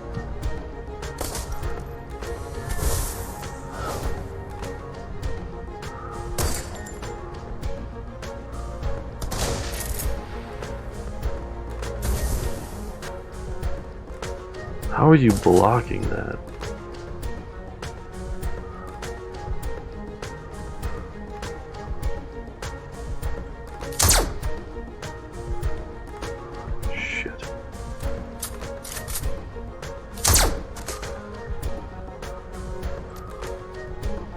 Kill you now.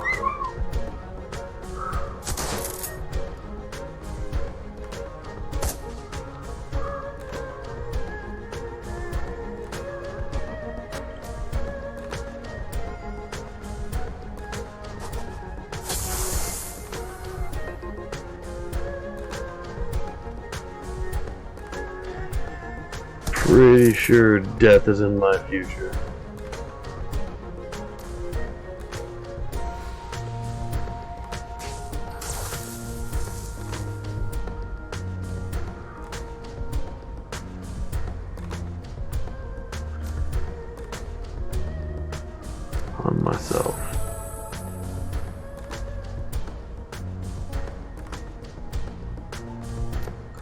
Aim shot. This is very much not how this was supposed to go. If I fucking die from it, so be it. I'll just restart. But, oi, ow, ow, motherfucker.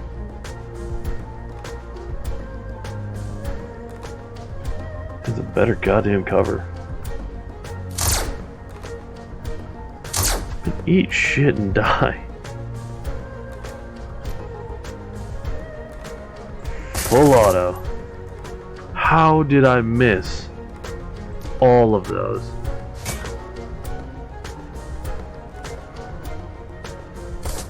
Ow. Ow. Shit. Ow.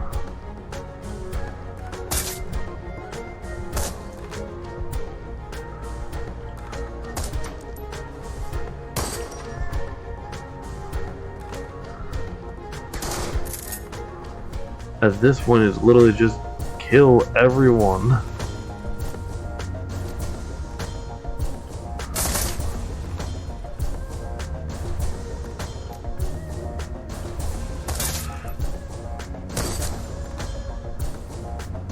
Ow, if he does any damage, yep, that's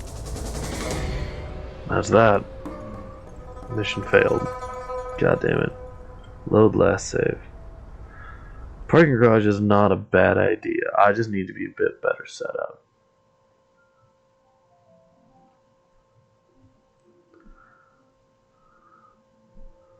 Gotta get the plastic face man close to my character. Hit him with the taser, wait 3 rounds, he goes unconscious, just kill everyone else.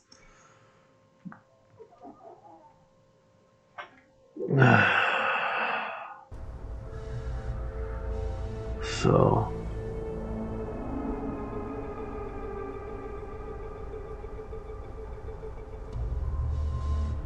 me to here. Isabel to here. Duncan. No, I'm gonna gob it to here. Increase aim on. Okay, I can't fucking do that, so I'm gonna move right here. Increase aim. Move to cover. Why are you half dead?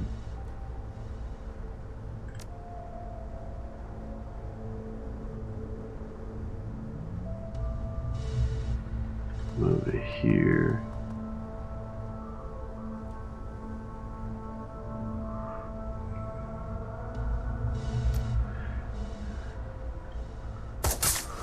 Heat it.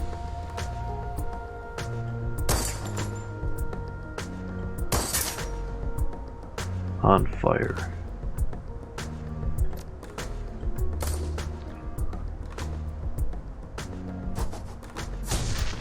Ow.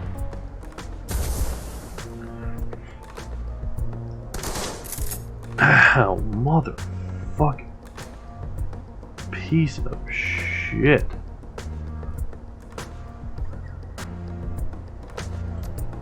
I'm gonna end your ass. I don't feel like dealing with you.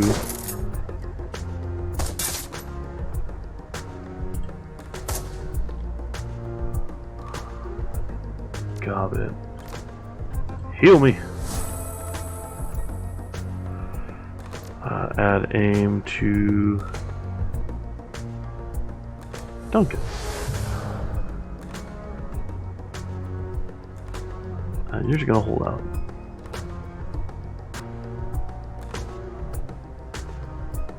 Get the hero, and then go hoba. Ha! Damn it.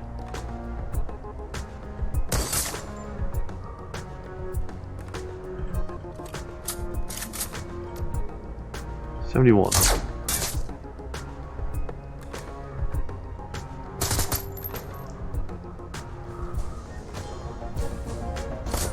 Ow. Gob it.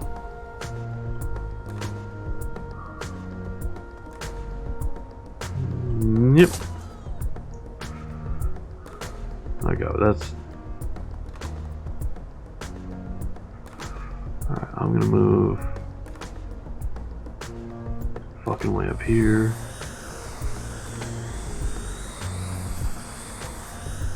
What I think I'm gonna do.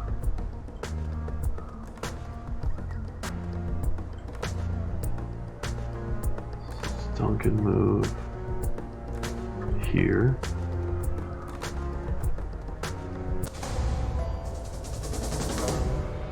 Alright, so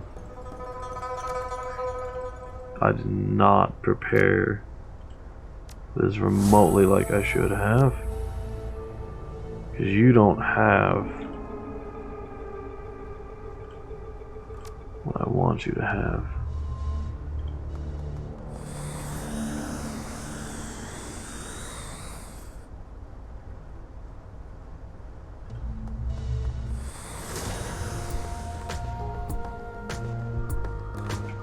I gotta get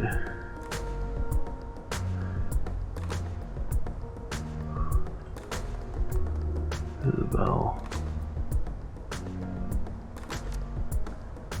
God, it's gotta move up. Duncan. I'm just.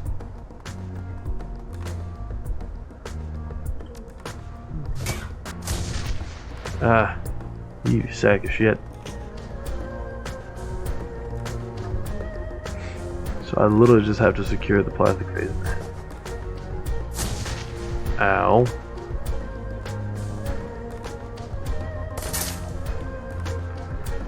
You're a dick. Can you please not? Isabel, do you still have a heal spell right now? You do. Can't use it right now. Because you're not in proper sight. Heal. Summoning that spirit takes 2. Duncan. Can I... that.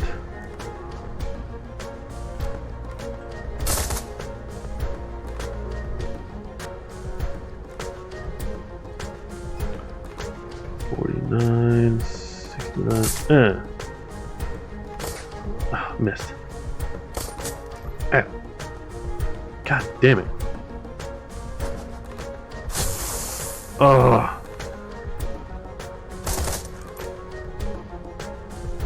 Motherfucker.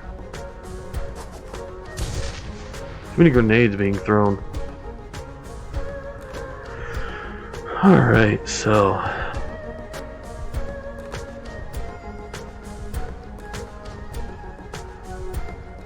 aim shot. You come on, man. Reload. Oh, garbage. Can't heal. Increase aim.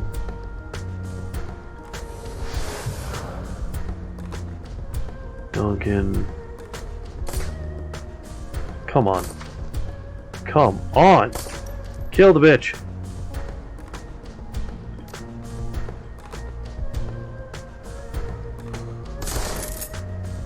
You're dead.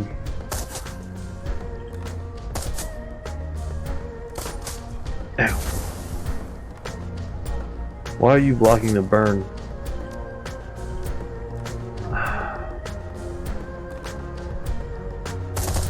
Let's start throwing grenades over you, motherfuckers. Ouch. Alright.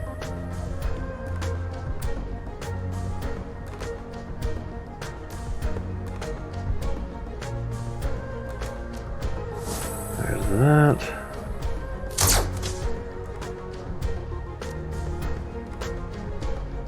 Has a grenade.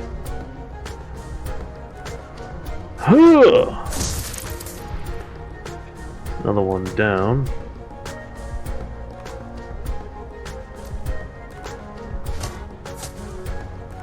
Got you. Increase aim. Eat shit. My turn. Dead. Isabel, move.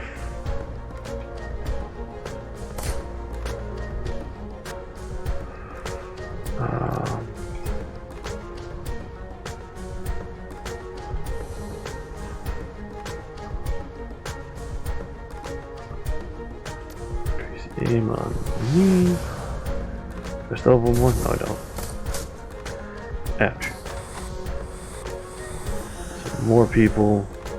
There's the sniper. Plastic face man. You need to go down. Alright. 75% chance to get that sniper. Shit. I need drone control. My drone. 57, huh?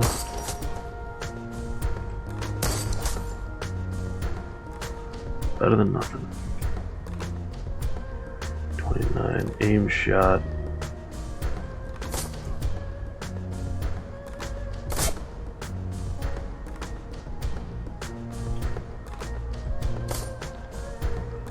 Alright, so heal.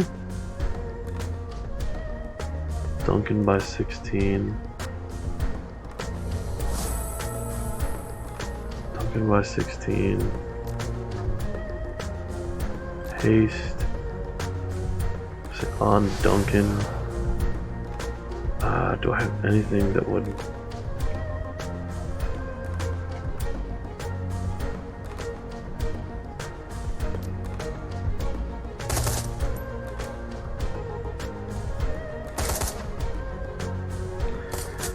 Yeah. Oh, I gotta kill these motherfuckers fast. Gotta kill the sniper especially. Oh, and you're a summoner, of course.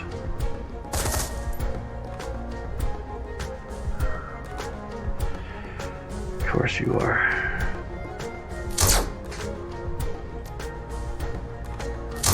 Hurt. Can Duncan hit him? And the sniper, please. Yes.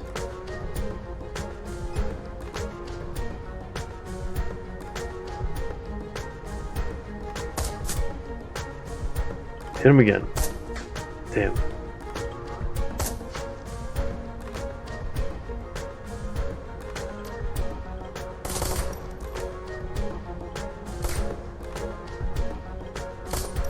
God damn it, come on.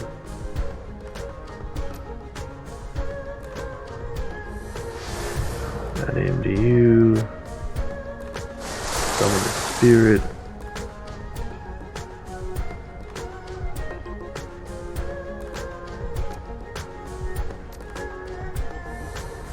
Heal you.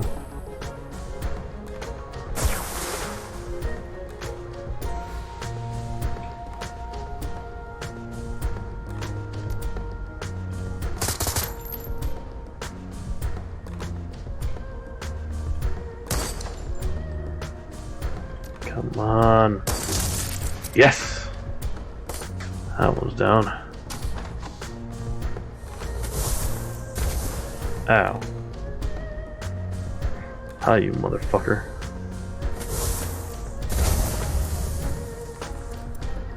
Ow.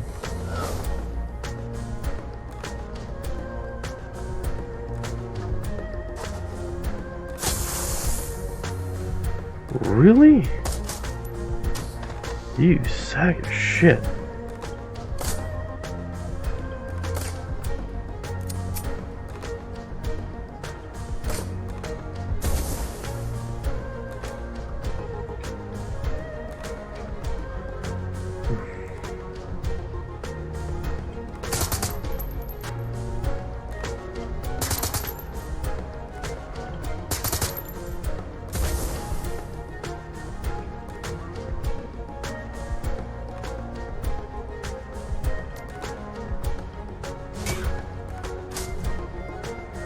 Got you.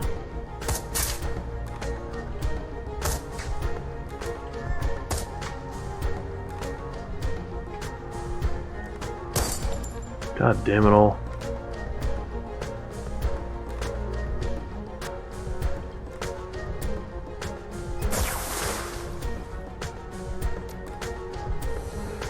We strip the armor right off you.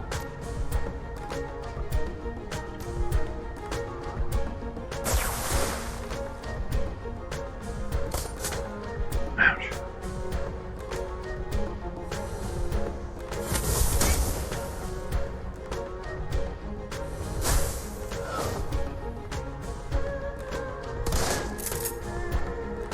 Now.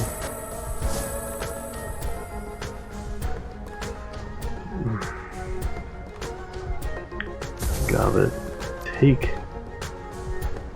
this.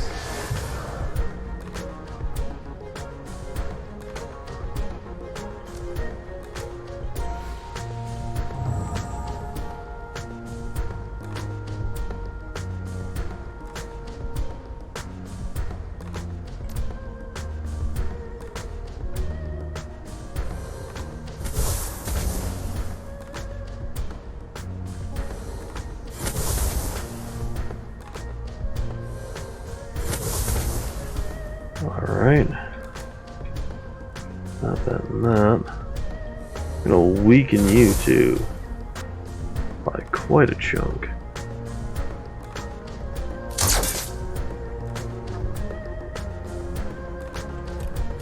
I gotta fucking reload, asshole.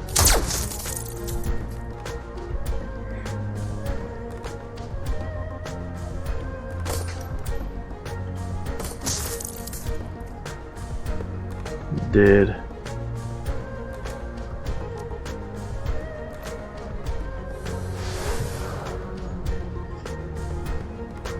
And then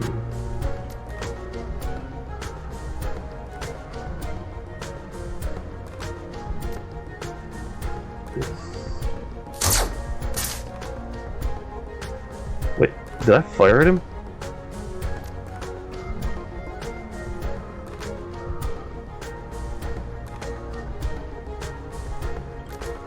So if I move, ouch. Oh, there's fucking mage left still too. Shit. Alright, so if I move to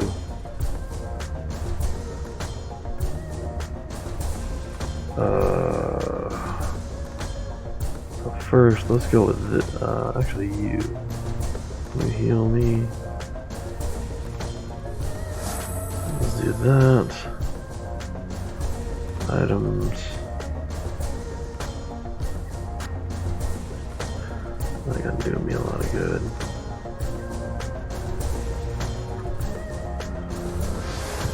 Oh, well, I mean, I guess that works. This on you.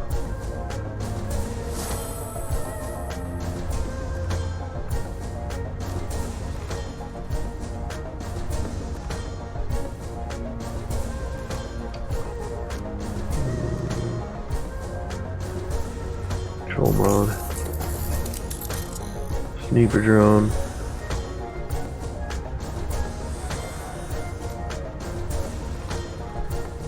Actually, I want to use them. Just move to here. Item this. Do that.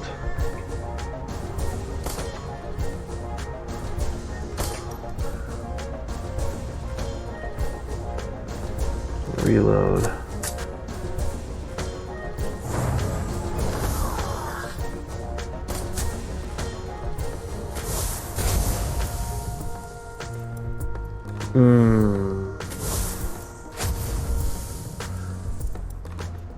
Your summoner's already dead.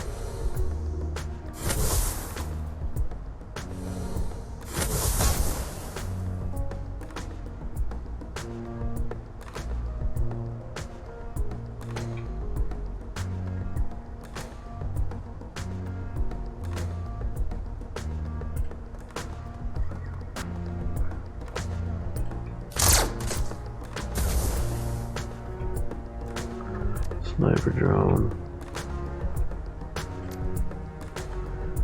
Come on, motherfucker.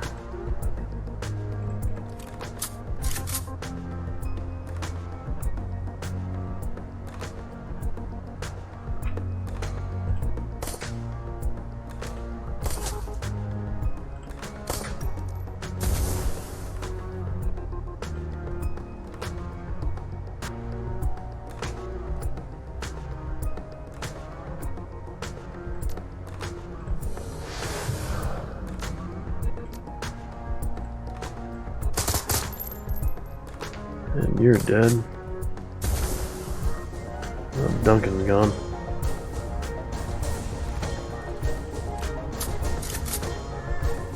I think the only thing left is just him going out.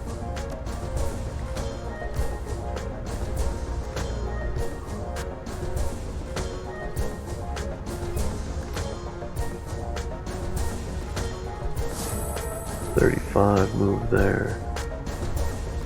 Gobbit. Go there. And there we go. The neural inhibitor device seems to be working. Let's get this guy to secure location and get some answers out of him. I'll calm the crew and have them meet us.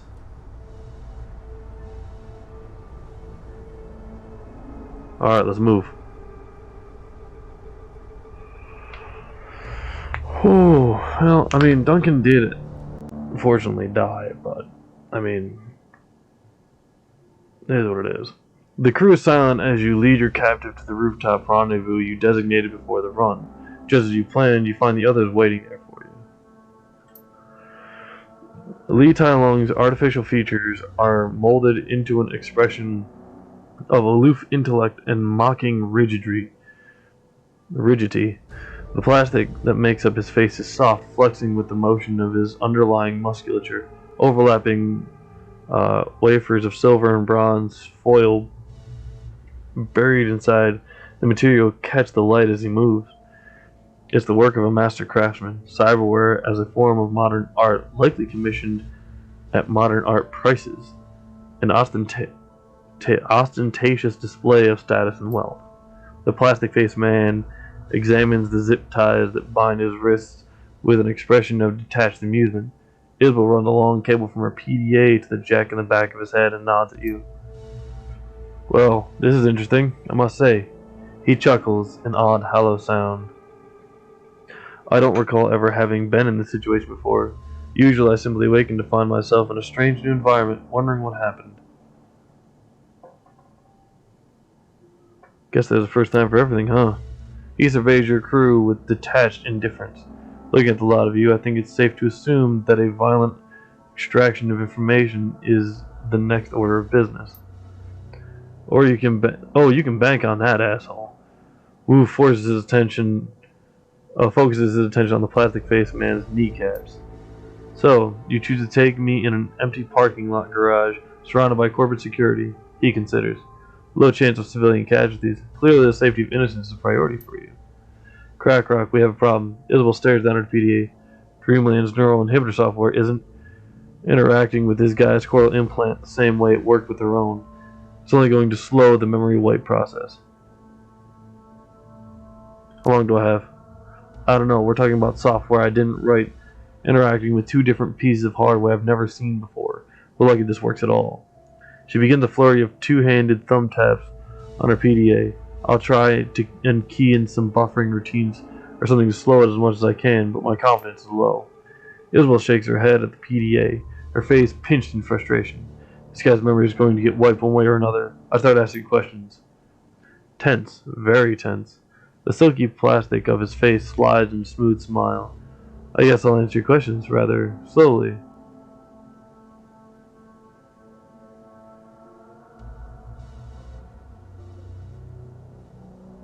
I wonder what's under that mask of yours. Don't bother looking. Neither of us will enjoy it, I guarantee. Besides, I was joking. We don't need to step through a process.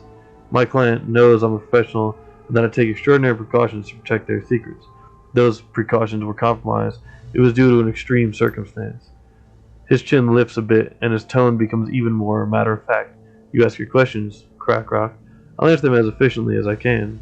When we're done, I'll shake hands with the stranger and walk away wondering what just happened. What is Prosperity? Prosperity Tower is Sang Mechanical Engineering's corporate headquarters. Prosperity is also one of Josephine Sang's pet projects.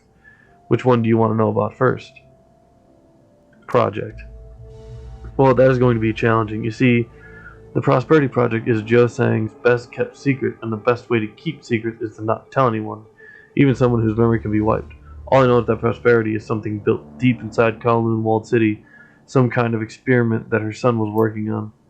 Edward Sang. No, wait. Raymond Black. My father. Who stands up tall, takes that amused tone he gets when someone's about to get hurt. Hey, Mr. Plastic, maybe you could settle a bet between me and my brother.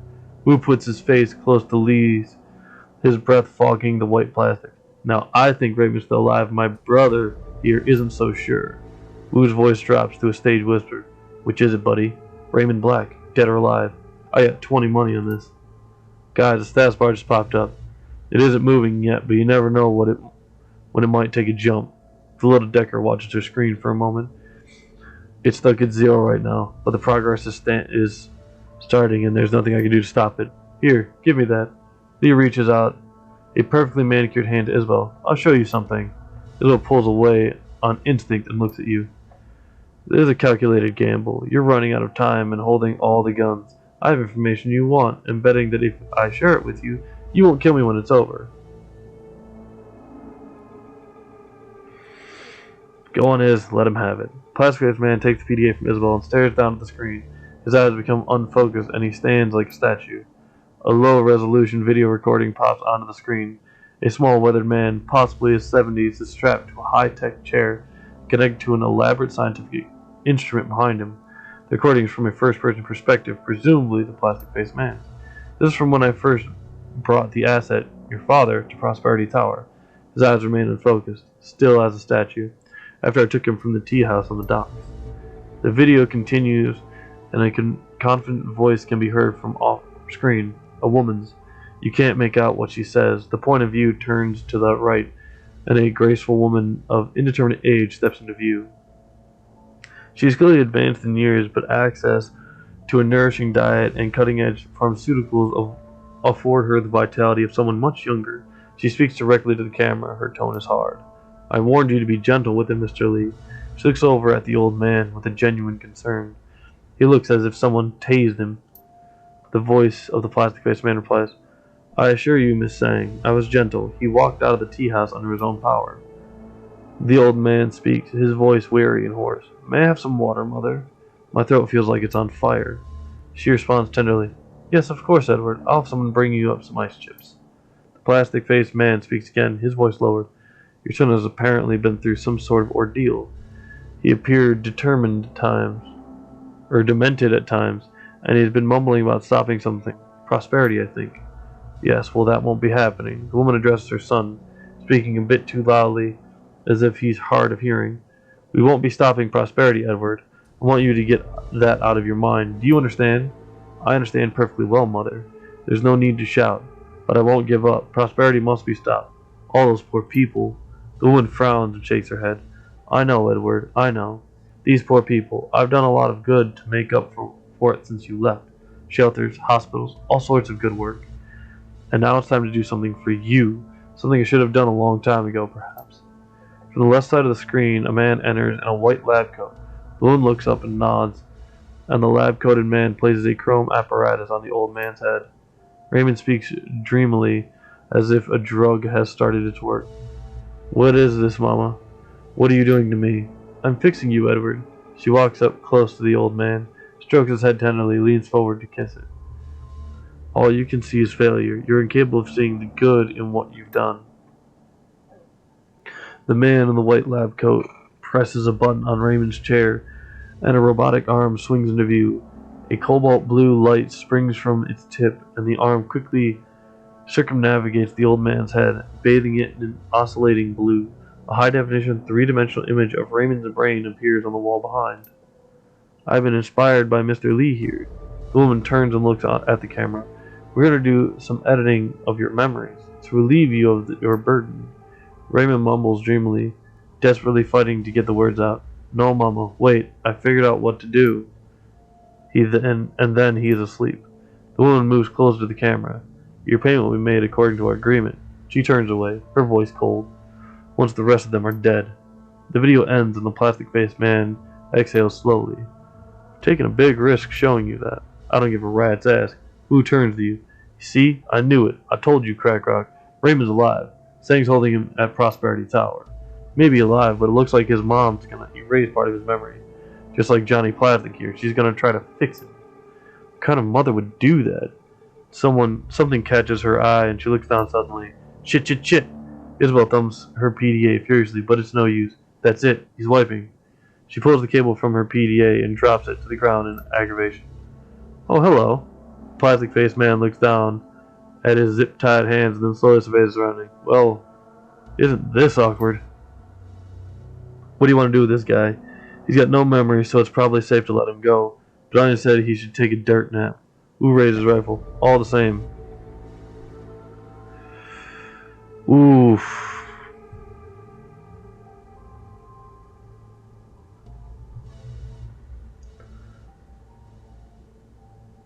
He was nice.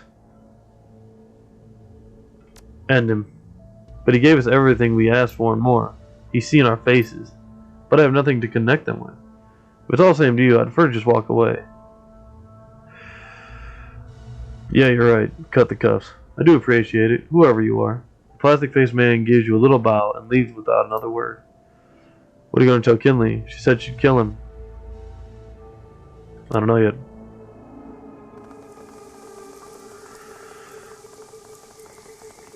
God damn. She told us to kill him, but she's done us some solids, but I'm not about to be doing that shit. The man did give us everything we wanted. Exactly what we needed. We know where Raymond is. Revelations. The trip from Checkmate back to Haoi is quiet as you process the information revealed to you by the plastic-faced man. Prosperity is a name. 2 names, actually. One is a secret project Raymond was working on before he left for Seattle. The other is the corporate headquarters of Sang Mechanical Services. And Prosperity Tower is where Raymond Black is being held alive. It's also where his memory is in the process of being reprogrammed by his mother, and time is ticking. The plastic-faced man proved surprisingly amenable and quite useful. Perhaps that's why you let him go. Your next stop is Kinley Chang. She'll want to hear this, although you may leave out the part about letting him go. I mean, I'll probably try and leave that out, yeah. Like, look, he's no problem anymore, right? You step out of the MTR station into the balmy night air. An impenetrable wall of clouds, heavy with imminent rain, has blown in from the south. It covers the stars, causing them to wink out one by one. You can smell something on the air, something electric. The wind whips up at you, and the clouds begin moving in a thick grayscale swirl. The spiral builds and grows, shimmering with faint amber light. As you watch the clouds roil in the sky, the sounds of the city retreat. Oh, excuse me. A bubble of soft white noise replaces them, wrapping around your head and reflecting your own heartbeat back at you. You look down from the clouds to see the lights of the docks dancing in a warm, saturated bloom.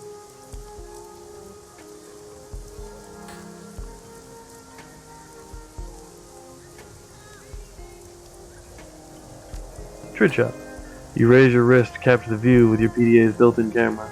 The image swims into focus on the machinery's tiny screen as the camera's lens adjusts the light. And that's when the first twinge tickles your chest, lets you know that something's coming.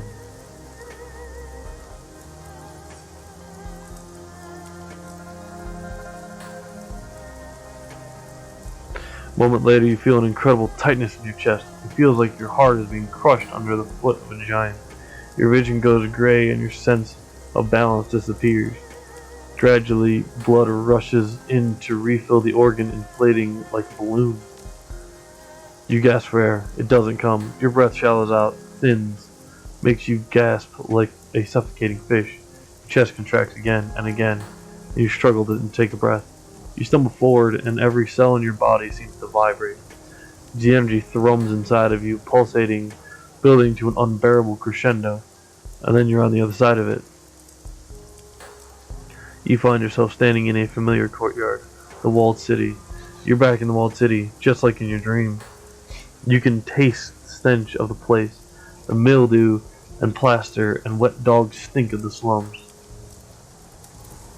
This isn't real. You squeeze your eyes shut and shake your head, willing the images to disappear, willing yourself back to Aoi, and out of the decaying slum that you found yourself in. When your eyes open, nothing has changed. The crumbling facades of tenement buildings lean into one another above you, closing in on either side and creating a narrow walkway. Just like your dreams, there's nowhere else to go, nowhere but forward down the path ahead. Start walking. You let your legs carry you forward. You feel a creeping sense of certainty in the back of your mind, and it tells you that you've taken the same walk hundreds of times before. The sense of claustrophobia mounts and builds with every step you take. It feels like you're worming your way forward down a long, dark tunnel. The humidity of the place sticks to your skin. As you proceed deeper into the walled city, a low rumble fills the air, the noise of enormous gears in motion. You feel hollow, empty, and with every step you take, you can feel that emptiness growing, an unbearable yearning unlike any hunger you've ever known. Stop. You stop walking, plant your feet, the world stops moving around you. You close your eyes and breathe a sigh of relief. When your eyes open again, you find yourself moving forward. You don't remember telling your legs to walk, but that's what they're doing, carrying you forward, deeper into the walled city, just like you did in your dreams, just as you always have. Off in the distance, an alien silhouette beckons to you. It's her, the tall, slender thing from your dreams, the elusive figure that you've always been moving towards but could never quite reach. A crowd of local lines the path ahead, kneeling in supplication. They look emaciated, all skin and bones, clothed head to toe in dirty rags. Examine the kneeling figures. You stare at the nearest of the kneeling figures, a weary man in his late 20s. He locks eyes with you. Slowly his mouth yawns open. The man has no teeth. They've been pulled, and recently from the looks of it. His gums are a bloody, pitted mess. As you stare into the black void of his mouth, his tongue comes lolling out. It looks like it was caught in an industrial accident. A swollen, twisted slab of meat. The corners of the young man's mouth twitch upward into a ghastly smile. None of this is real. I'm hallucinating. The man with the ruined tongue doesn't respond. He kneels in silence, staring as your feet carry you past him. Seconds later, he fades from view. Your legs carry you deeper and deeper into the beating heart of the tenement. If you haven't reached the center yet, you must be close. It's incredibly hot and humid here. Sweat rolls down your body in sheets. Your thoughts go hazy. The heat and a dim sense of unease takes root in the pit of your stomach. Push through it. You grit your teeth and push forward, struggling to ignore the fog. The omnipresent sound of grinding gears isn't helping. Looking up, you can see where the noise is coming from. A hatch. The same door that you saw in your nightmare, back when all this began. The markings on the door are legible now. A single word is in faded yellow paint. Prosperity. Suddenly, impossibly, the alien figure that you've been moving toward is standing right in front of you. At the same time, your vision finally clears and ice water runs through your veins. The walled city isn't a slum at all. It's an enormous gaping maw, and the buildings are a forest of crooked teeth. The thing reaches for you with inhuman speed and grace. It plunges fingers of polished ivory into your mouth. Slowly, terribly, it begins to wrench your jaw open. You can feel your teeth splinter and break, and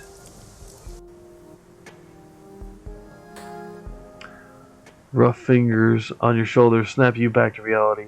The hand clenches into a vice-like grip and yanks you backward off your feet. You've come crashing down to the floor of the Haoi MTR station. You can feel a rush of wind just in front of you, a passing train. Stringing about. What's wrong with you, XCrackrok? Bao eyes you coolly. Auntie Chang's lost too many runners already. Besides, there are cleaner ways to end your life than jumping in front of a train.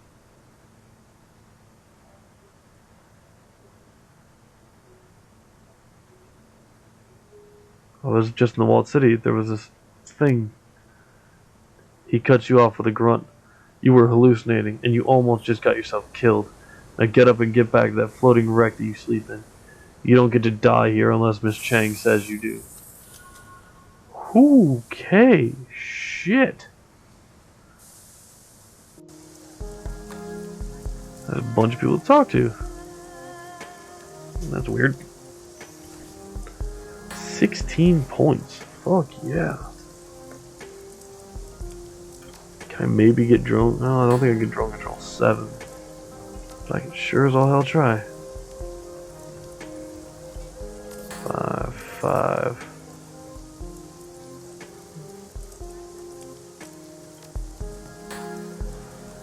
I get 5.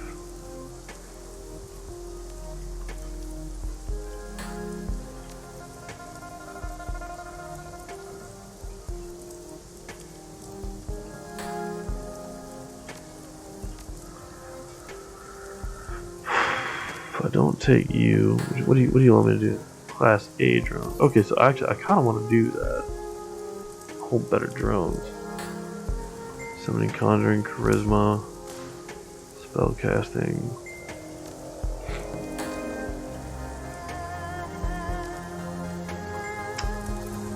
Combat dodge. My teammates.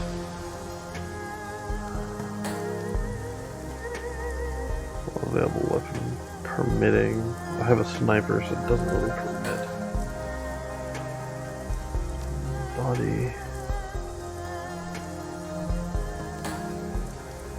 One additional essence unlocks eviscerate for hand raisers and spiders. Hit points increased by 10. Determines maximum cyber ability skill. What do I want to get? Weak slot, I don't really have it.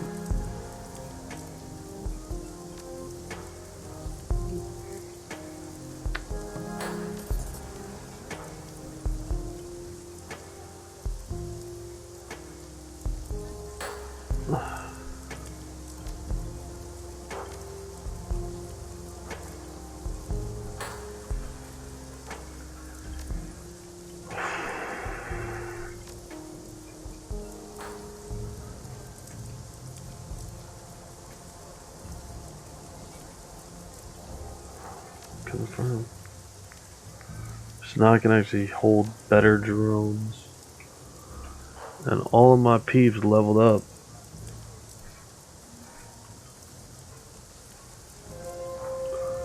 What we got? You can really consume spirit. Goblet can now consume spirits and imbue yourself with their power. It heals Goblet for 20 HP total over 2 rounds, and our AP is increased by 1 during that time. Goblet formulates a new version of Haste spell that harnesses the latent wild magic of Hong Kong. Channeled Haste increases friendly target's AP for 4 rounds when cast. Goblet's action increased by 15% for 4 rounds. Consumes spirit. There's now stripped for 1 armor. Ejected matrix attacks useful.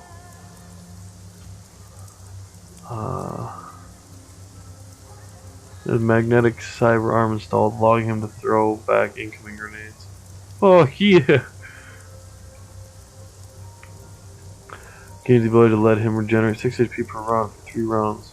Fuck yeah, there we go. Confirm. Exit. Now they're all top notch. We'll get myself a bit better of a drone. So I hope I get a better one. I mean, I should be able to, right?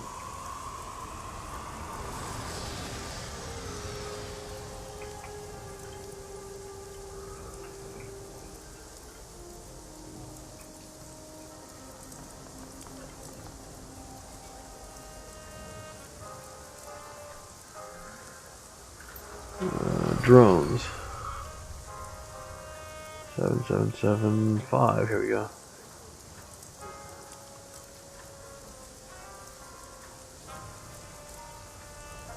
Medkits, concussion grenades. Medkits, smoke grenades.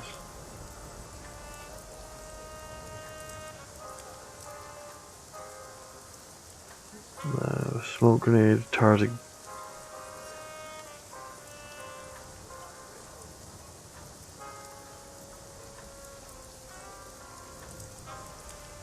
Shotgun attachment.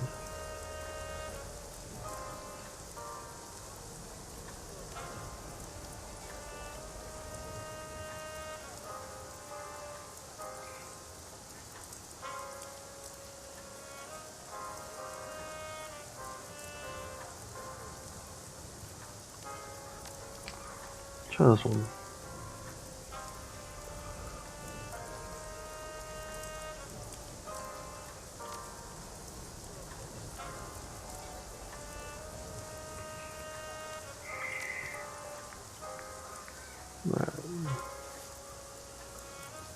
Inventory.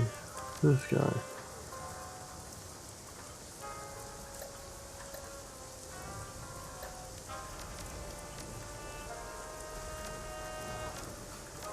That's all. Medkits and concussion. I mean, that's useful at least. Alright, let's go face Chang. For all the stupid shit we just pulled. More just like letting the guy go still. We might actually be right around the end of the game. Alright, Chang. You walk through the mahjong parlor. The walk through the mahjong parlor is punctuated by the tantalizing smell of coconut and fried confection. You cruise around Kinley Chang, watching uncomfortably as she peels small egg-shaped delicacies from a waffle-like pastry and pops them into her mouth. Each time she does, her eyes close in ecstasy and a soft sound comes from her throat. There you are, XCrackrok. Your crew here tells me that you were able to locate and interrogate the plastic-faced man. The straw sandals' eyes narrow and her rusty voice takes on a jagged tone. They haven't told his current disposition of her. I assume everything was I instructed. Managed to extract valuable information. Her eyes narrow. So he's dead. Not exactly. She shakes her head slowly in pain and remorse. Don't make me pull things out of you, XCrackrok. Once I start, I find it hard to stop. He's alive. Kinley Chang pulls her hands and her face becomes perfectly still. 10 seconds go by. When she speaks again, her voice is calm. That was clear that I wanted him dead.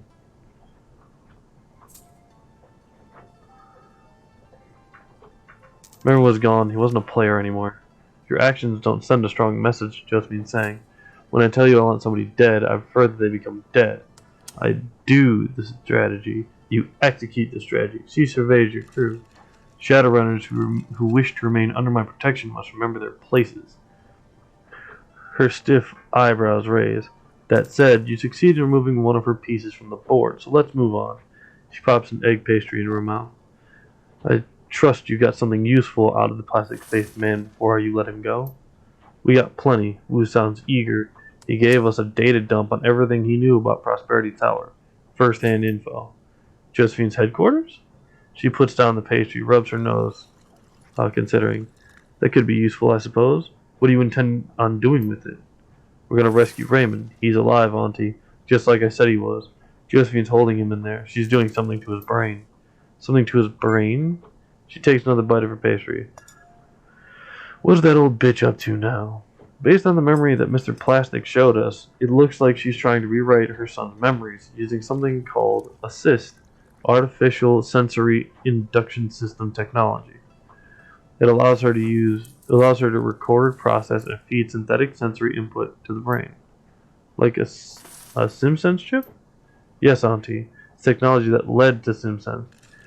It also what allows Deckers to enter the Matrix and grants riggers a neural connection to their drones. An expert assist technician could alter someone's personality, memory, even identity. The experts that don't grow on trees. Definitely not. Changing someone's memories requires a world-class expert in assist and a massive amount of computing power. I'm not sure exactly what they're doing to him, but I'm guessing that his mom wants him to forget something, or remember it differently, maybe. Gotta get Raymond before he isn't Raymond anymore. That means a run on Prosperity Tower. Isabel and I have been studying the data the plastic-faced man gave us about it. Lots of good intel to mine there.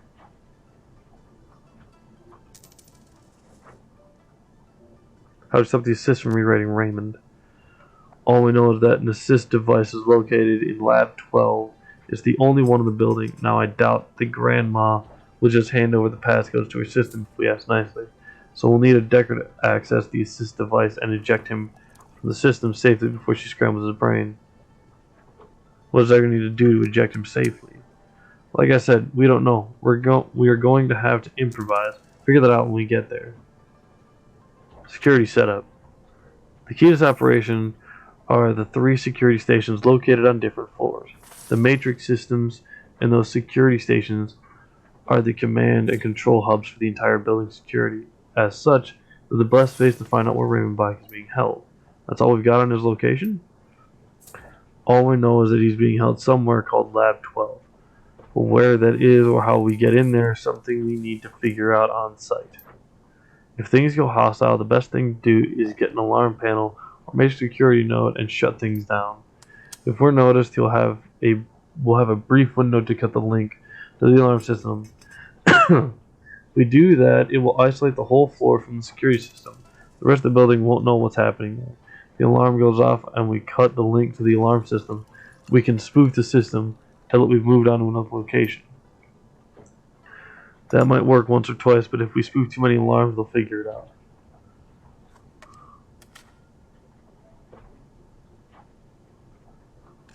How long is this brief window? 30 seconds? Maybe less if the network isn't cluttered with traffic. Is there a failsafe so security doesn't stampede all over the building if a janitor forgets to close the door? Guards, quality, training. Standard corp security for the most part, but Sang has a rapid response squad for high priority events. That would be us. You think the intrusion into Lab 12 will qualify as high priority? Judging by the way Grandma Sang took out Carter, Gutshot, and Nightjar, I'd say she isn't interested in anyone getting anywhere near her son. Except to face Sang's elite security, or expect to face Sang's elite security once we find it. Security station, staffing, weaknesses. Only one thing worth mentioning. Isabel looks over to Wu. The only way into a security station is with a key card, and guards on each floor carry a card to the station on that floor. So we can get a card by taking them out, but there may be other ways of getting key cards. Wu crosses his arms across his chest. Like I said, the security stations are the key to this operation. They provide multiple opportunities to exploit the system and determine how to approach the rest of our incursion. I apologize, we have no choice. We don't need an entire building full of security on us. Roger that, we'll be as quiet as rats. I see what you did there. What station do we hit first? Little Decker purses her lips. No way to know. We need to take one of them and use it to determine our next step. It's like we have directions to go find a map. That's all I need to know about security. How do we make our approach? Fortunately, Prosperity Tower is one of Sang's lower security locations. It's mostly administrative, marketing, that sort of thing.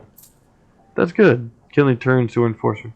Mr. Bao, give the runners those old Sang security passes you used on that hijacking last year. Yes, Miss Chang. They'll get them. Those badges to get you through the lobby. The Triad boss pokes a fingernail between her teeth and dislodges a piece of pastry. You still have to explain your presence, XCrackrok, so don't expect to just walk on through. What about the junk data you held onto after the waxing run, Isabel? Anything we can use? Good thinking, and I'm already ahead of you. I scoured the leftover waxing paperwork and found a way to change our statuses to special couriers. We can use it to pose as a third-party waxing uses to deliver important packages. That'll work for a while, but we can't expect to stay in cover for long. One way or another, things are going to get hot.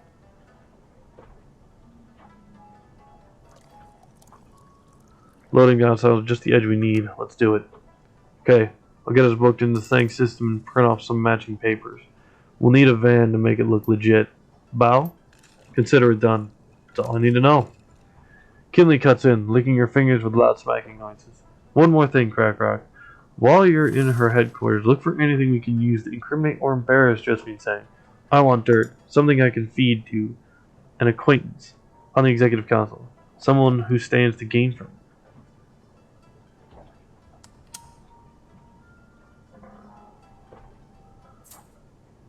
right after I rescue my father. She pops another egg treat into her mouth, and her eyes close tight with pleasure. Of course, my sweet, of course. Now, go enjoy Prosperity Tower. She smiles wolfishly. And give Jennifer Sang my regards. Yeesh.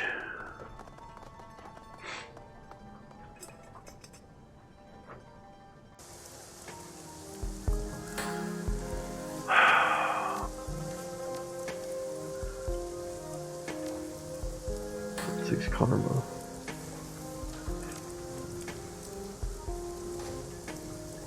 Attack to dodge. Range combat. Here's the danger I melee attack. Thrown. I don't really use grenade. On the matrix. Armor +2. My drone, that could be useful. Fill with key casting a task. Charisma, I can't really do much with. So, drone combat. Confirm. Save game. Save. Alright. Alright, so I'm gonna leave this here, but next time, we're going to Prosperity Tower. We're finishing this bullshit. It's happening.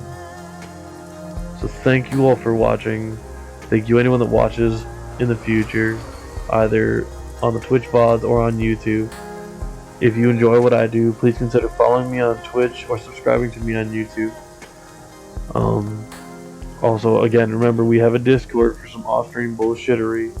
The link to that is in my Twitch information. So again, thank you all for watching, and until next time, bye bye.